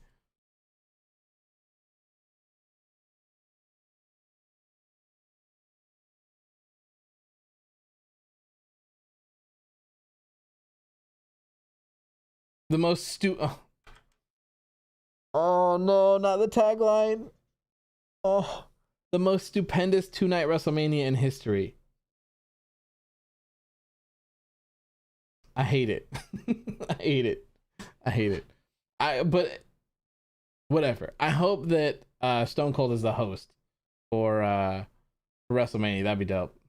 I like that. He really does look like a Bo Dallas variant. Stay away from, yeah, no kidding, right? Get away from Harland. The dude crazy. Dude is crazy.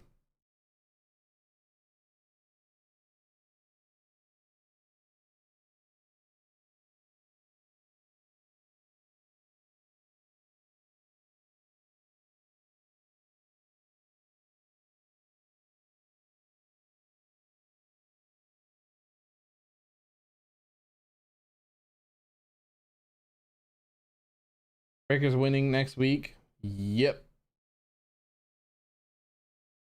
Yes, sir. I think so as well. I think so as well.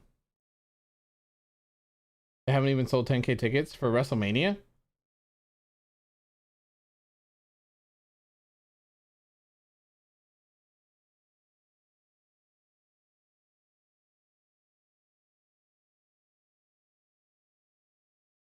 We don't have to be scared of Harland. Just send Hook. Yes.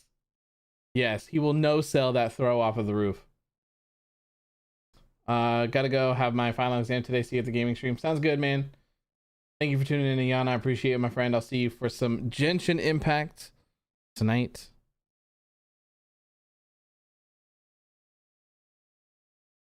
Von Wagner match is coming. He's gonna smash beat him into the ground. Yeah, you wouldn't like Von Hoomst Wagner when he's angry.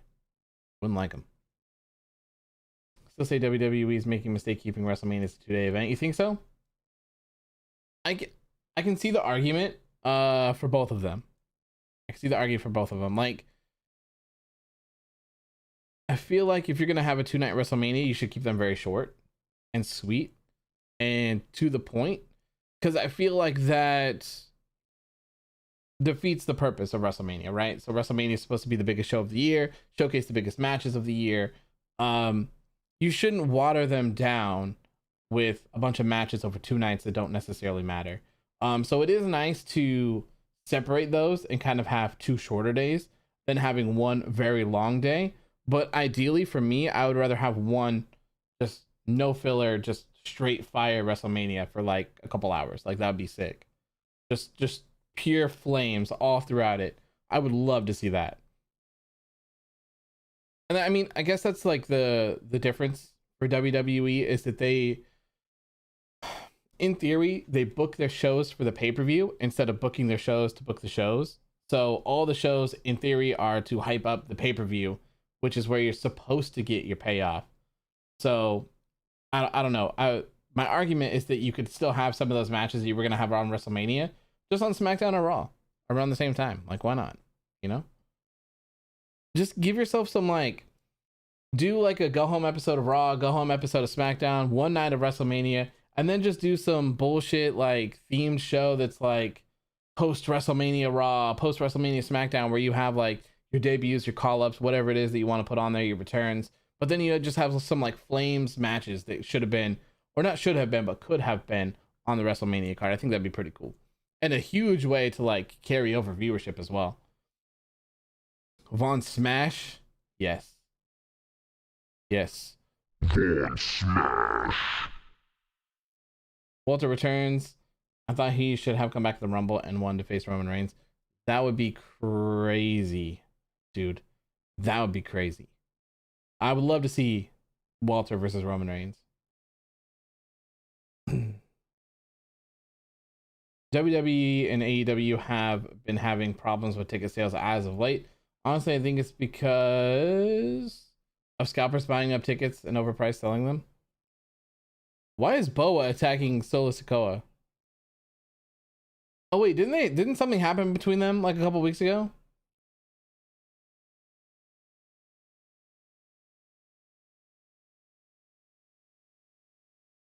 Jack Atlas? Like Jake Atlas? Crazy. That's cool. He's great. Jake Atlas is great, if that's who you're referring to. A wild Boa, yeah. Boa's crazy, man. He got that Tia Shaw in him. No matter how many nights the main roster shows are simply way too long, I completely agree. Another sign that creative isn't really interested in engaging programming. Yeah, exactly. Exactly. And I mean, that's part of the problem with having the network as well. That's one of the downsides for, so the WWE network, they promised people a certain amount of watch hours for things. So it wasn't necessarily like, the shorter is not necessarily better. If they can just make some long ass pay-per-view and people are going to watch it, it's great for them, because it's the watch time that matters, not the content. And I think that's kind of the case with WWE right now, is that the content isn't really, it doesn't have to be good, because somehow they managed to go through it. So if people are still watching, what's the point? You know? Crazy interesting. You miss Mei Ying though? Me too, man. I was hoping that would be something great, but now she's just sleeping on set, sleeping on the job.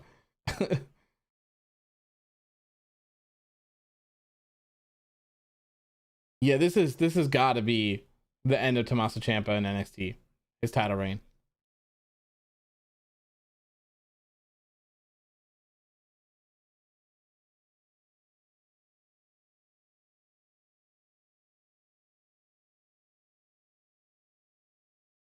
Jake Atlas had so much potential. Yeah, and I'm surprised that they didn't use him more, to be honest. I really didn't.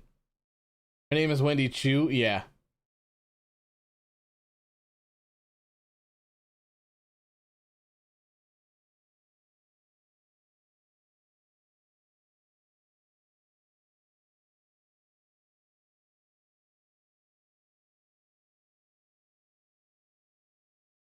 Yeah. This has got to be the end. This has got to be the end for Ciampa. I don't know what's going to happen to him afterwards. I can see Ciampa retiring though. I can see Ciampa retiring.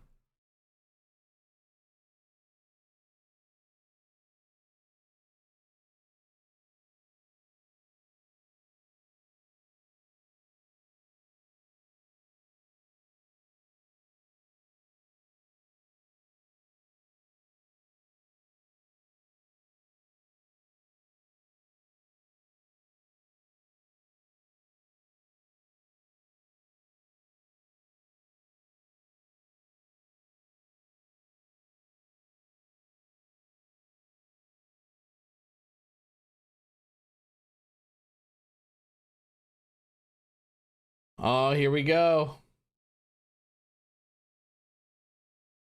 Here he is. It's your boy Von Hoomst Wagner making his way to the ring. Very angry, very smash. About to destroy Malik Blade, I would assume. Trainer producer probably for Ciampa. Could definitely see that. I could definitely see that.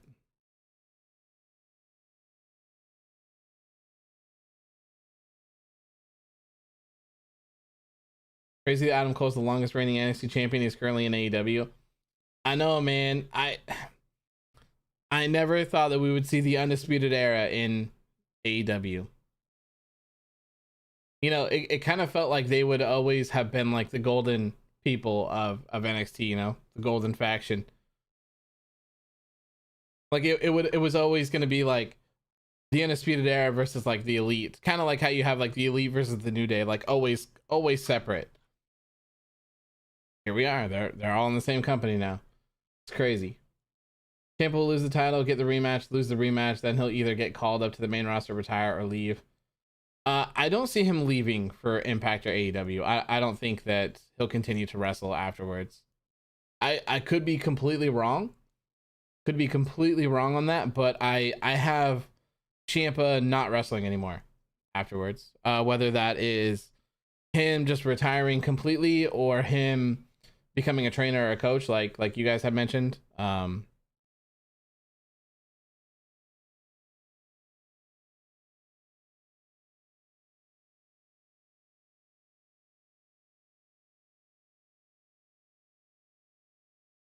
NXT Hall of Fame.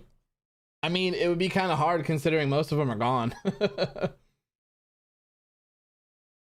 Almost all of them are gone these days.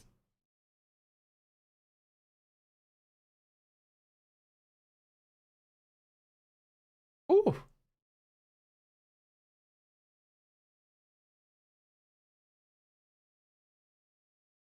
You know, the champ is only 36 years old. It's crazy. And I think the whole idea that him being like on borrowed time, because I think they said that he shouldn't be wrestling or something like that. So I could see that being playing a factor into him retiring as well with the neck problems.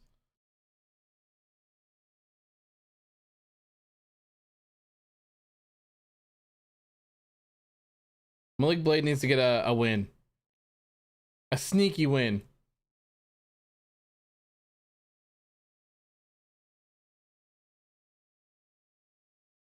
Buffering. There we go. We good. We back.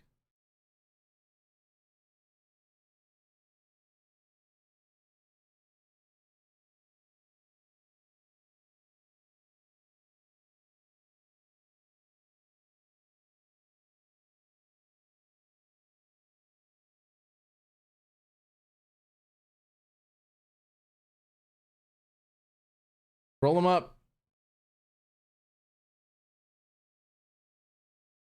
Robert Stone has go away heat with me. He's was most interesting with he was Robbie E. Yeah, Robert Stone has been so useless in NXT. Give Von Wagner a Snickers. Yes. You're not yourself when you're angry, Von. Why would anyone want Robert Stone to manage them after he's like screwed 3 different people already?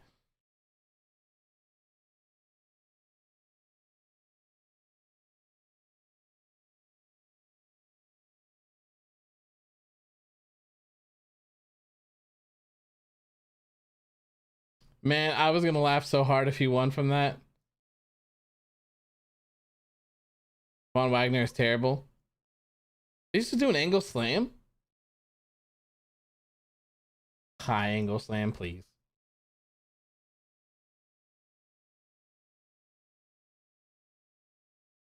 Get Von a club and a rock.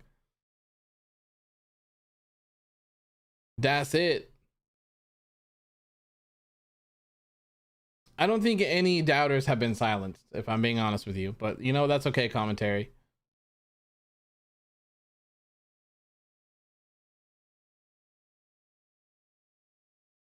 You're gonna beat him up after the match? No? Okay, fair enough. Oh, second thoughts? This is, oh yeah. My music stopped playing. I'm gonna beat him up. Von Voyage should be his gimmick. Oh, Idris to the save. He says, nah, bro. You're not gonna attack my friend like that.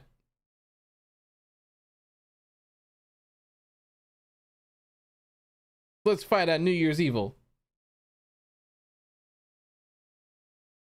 I expect that to happen.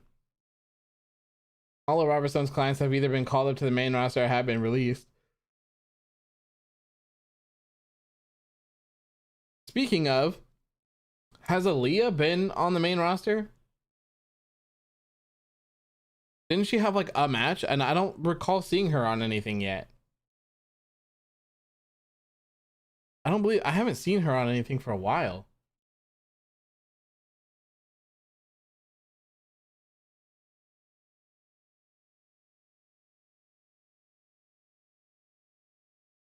Raquel is another one who got lost in the shuffle. Yeah. I've said this a lot, but I think that they pulled the trigger on Raquel too soon. I think they pulled the trigger on him too soon. I think the better story would have been having her, you know, I think the better story would have had Dakota Kai winning the championship and then having her and Gonzalez fight from there and then have Gonzalez get the title from her. I think that would have been better because you could have played them up as heels, right? And then you could have kind of slowly turned into teasing Gonzalez as a face, and then getting the people used to her and getting all that stuff up, building her up a little bit, and then the turn would have been great and beneficial, and it would have helped. I don't think Gonzalez winning and then feuding with Kai did anyone any favors. I don't. She hasn't done much of anything since that tag match before Survivor Series. Crazy. Robert Stone's best moments was when he got ran over by Shotzi. Yep. Yeah, 100%. That's probably one of the biggest moments that I remember from that. All right, let's cage match. Cage match Aaliyah. I don't... Is this her? Yes, it is. It is her. Okay, matches. She had a match on November 19th. Natalya and Shayna Baszler defeat Aaliyah and Naomi. 1 minute. 1 minute. Then she had a match the previous week. That would be November 12th. Aaliyah and Naomi and Sasha Banks defeat Natalya, Shayna Baszler, and Shotzi in 12 minutes and 47 seconds. So she's had 2 matches. She hasn't been on main event or 205 Live or anything like that. Two matches. Safe to say the random heel turn for Shotzi did nothing. Yeah, right. She's a heel right now on SmackDown.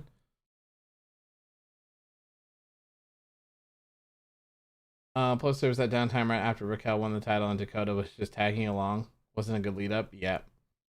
And what didn't help either is that they announced the women's tag team titles. They gave them to Dakota Kai and Raquel Gonzalez, and then they lost them an hour later. Come on, man. Like, how can you make people look strong and do stuff like that? Like, you should have just never given them the titles in the first place if they're just going to lose them. I don't understand what their fascination is with changing things that aren't broken either. Because Shotzi doesn't have her tank anymore, right? The tank was over. The tank was cool. Why get rid of it? I just don't understand. I don't understand, man. So over as a face. It's crazy.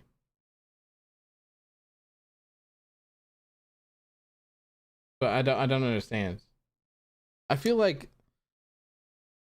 I honestly don't feel like booking a wrestling show is as difficult as they make it seem. You know?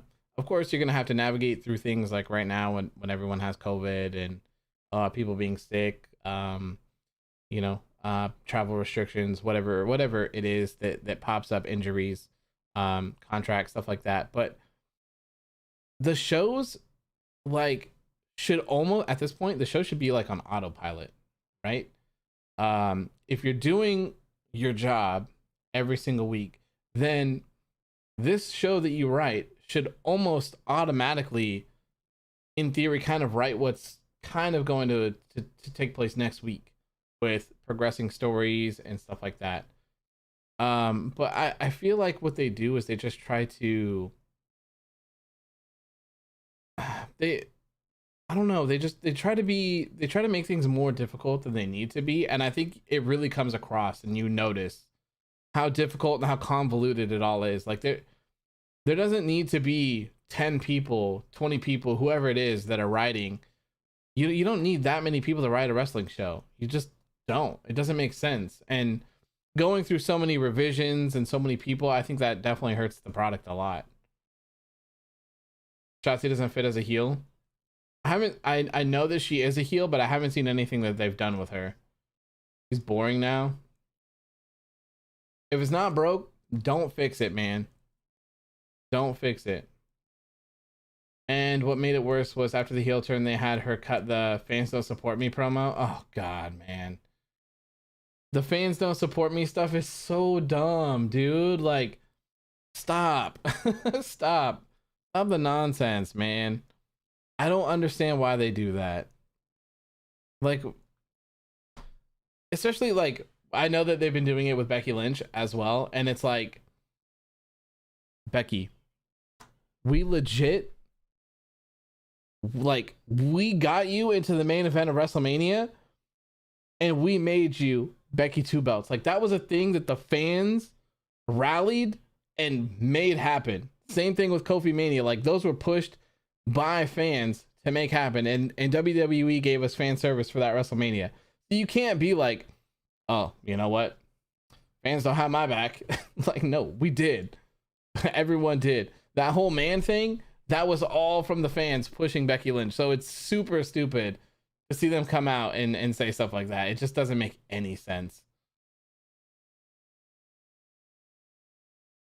Oh, skateboarding Cora Jade.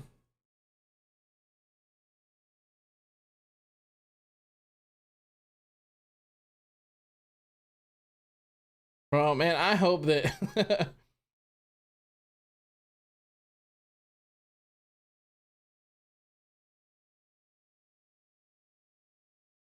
you can be a part of our live audience in Orlando, Florida. Follow NXT's. Oh, okay, I read that wrong. My apologies. My apologies. But anyways, what I was saying is I hope that they don't have Cora Jade like get lucky and win. I don't want to see that. I think they're trying to turn Cora Jade into the new Paige. I see that. Becky as a heel, it isn't right. It's really not. It is really not. And Becky Lynch was so good before. Like she like organically got over, and everything was so good. Like the man was perfect. The man was stupid over. Stupid over. And she even was when she left too. So there's no real reason to bring her back and try to do this whole heat thing. They could have brought her back as the man. They could have had just a competitive match with her and Bianca Belair. That's how you, for me, that's how you get people over. I've said that a million times. I don't think that we'll use the terms of Becky and Bianca. Like, I don't think that Becky coming back and squashing Bianca Belair in 30 seconds did anyone any favors. I don't think that looks Becky look impressive, and I think that makes Bianca look dumb. They didn't do anything for anyone. I would much rather have seen a competitive 10-minute match or so between the two of them with Becky winning. That would have been fine with me. And then you could have just gone on from there. I don't think that you needed to do all this weird stuff. I don't think it benefits people. And I don't agree with the whole, like, if it was done in moderation and in certain parts, I think it works. But to just constantly be like at war with your fan base and try to just like piss them off, I just don't think it works. I think it's dumb to be like, we know that fans aren't going to accept Becky as a heel, so we're going to do this ridiculously outlandish thing, and we're going to have her beat Bianca Belair in 30 seconds, who we love, and people are just going to be mad at Becky. And it's like, we're not 10 years old anymore. We're adults. And I know that Becky didn't go out there and squash Bianca. We know that you made them squash Bianca, so no one's mad at Becky. They're just mad at the booking. So it just doesn't work. It just doesn't work. Darby Allin called he wants the skateboard back. Becky's heel promos since she's come back are super cringe. It's just so forced, and the crowd knows it. Yeah, and there's one thing that I don't like is super forced things. I hate super forced things. Big Time Bex is a no for me. I haven't really enjoyed the Big Time Bex things that I have seen, and the one episode that I did watch of the draft with her on commentary was just painful. Man, that pain is all I could think about.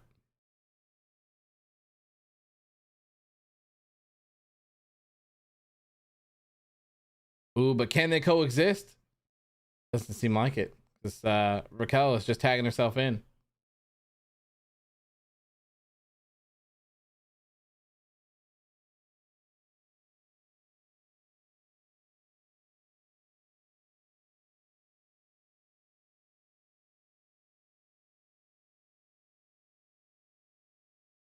It'll be interesting to see how Kaylee Ray fits in with NXT as well. Ooh.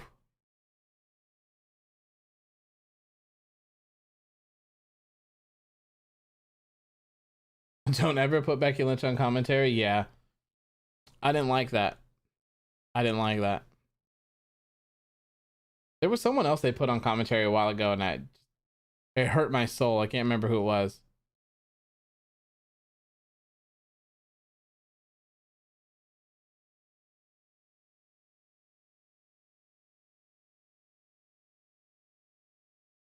Hey, nice dive to the outside. I like that. That was clean. Oh, EO going up too? Hey, that was great too.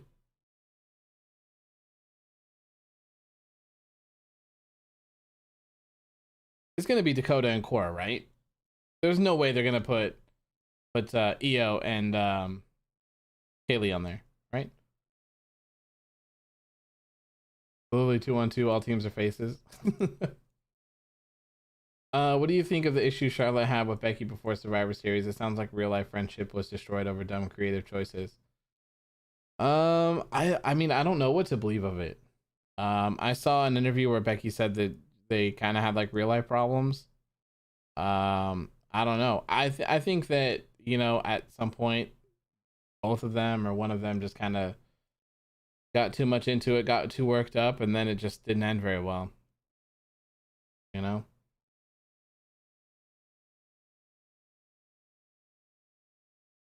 Unfortunate. And you know, oh man, Charlotte's been looking pretty rough lately, by the way. Um,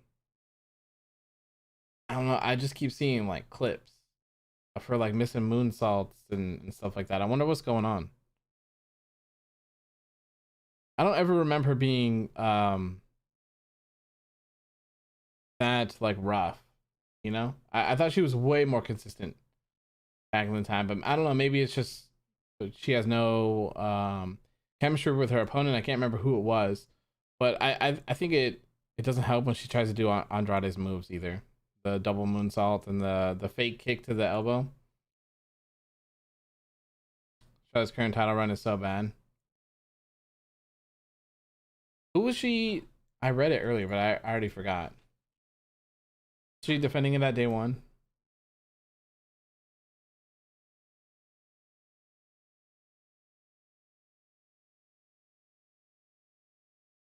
Oh, she's not. Who's Charlotte feuding with? Oh, Tony Storm. Tony Storm, that's right. They had a title match on SmackDown, so I guess that makes sense that they're not going to have one on day one. But I guess I also wouldn't be surprised if they added it to the card. Tony Storm is great, too. Is Tony Storm rough right now or something? You would think that Charlotte and Tony Storm would put on a good match together.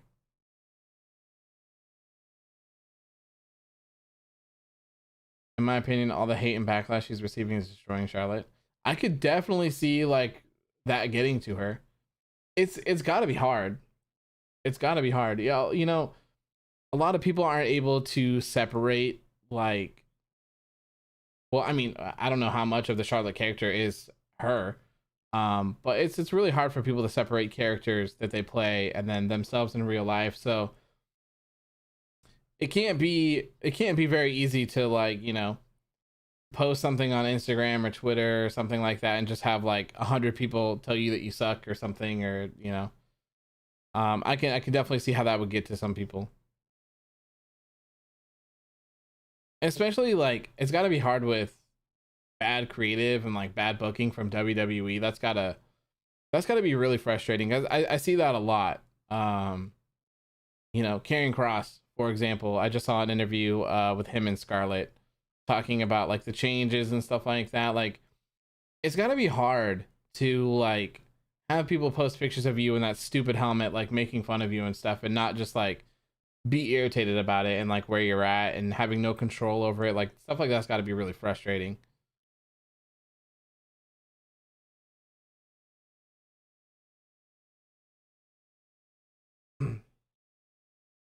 Didn't she flip off the crowd? Yeah, she did.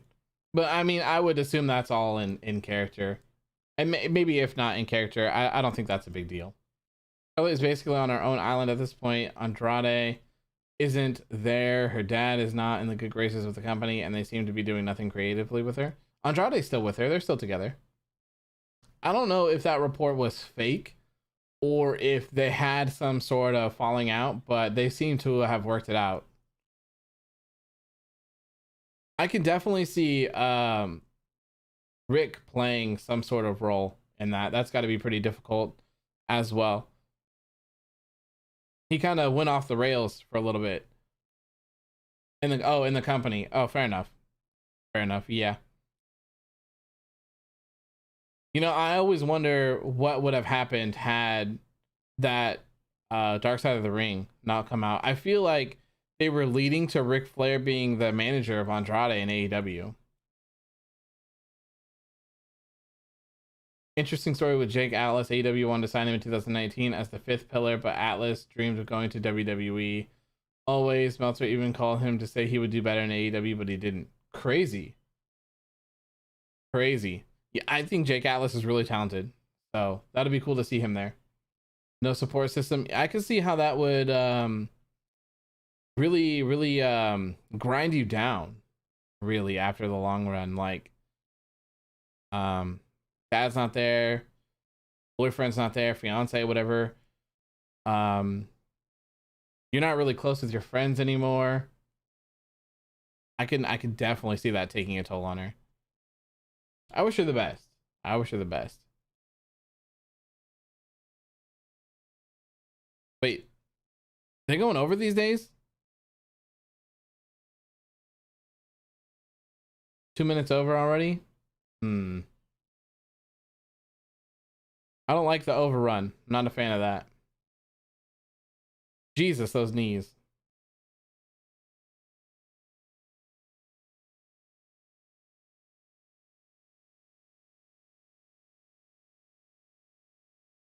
Cora Jade's gonna get a lucky win, isn't she?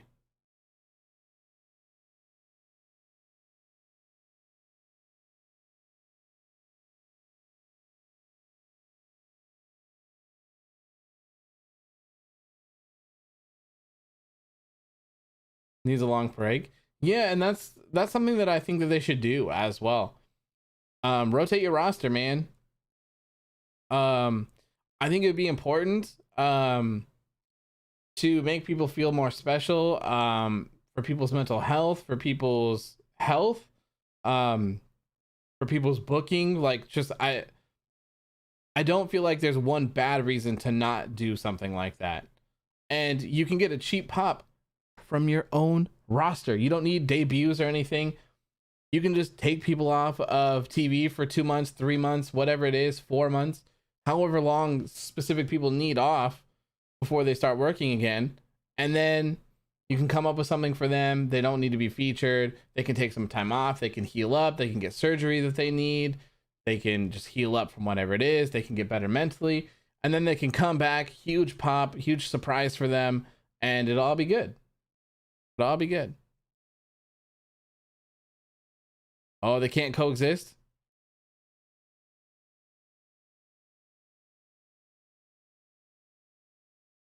Oh.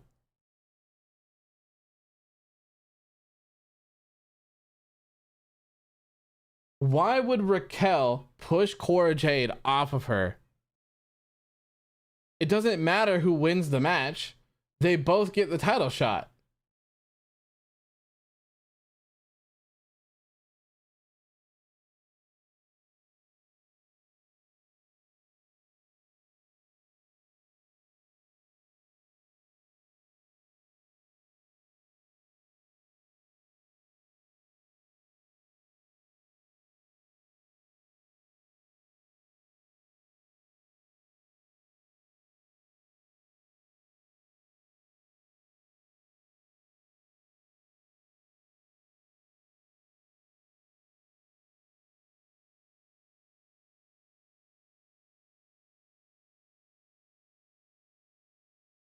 Is Mandy still in the pool?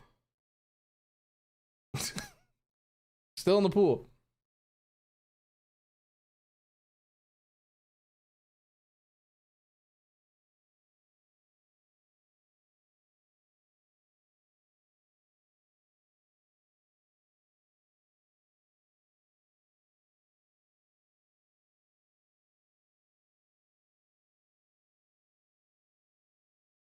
I mean, at least she has an explanation as to why she made a triple threat match.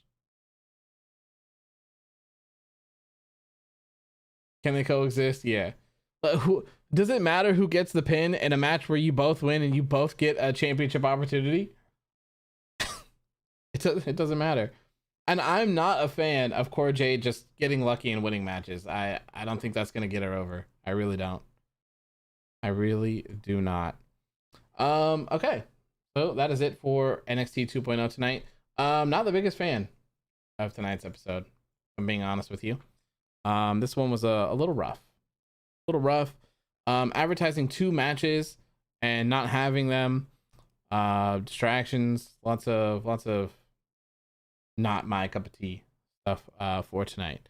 Make some not Mandy Rose, but I don't see the appeal of being in the pool at night by yourself.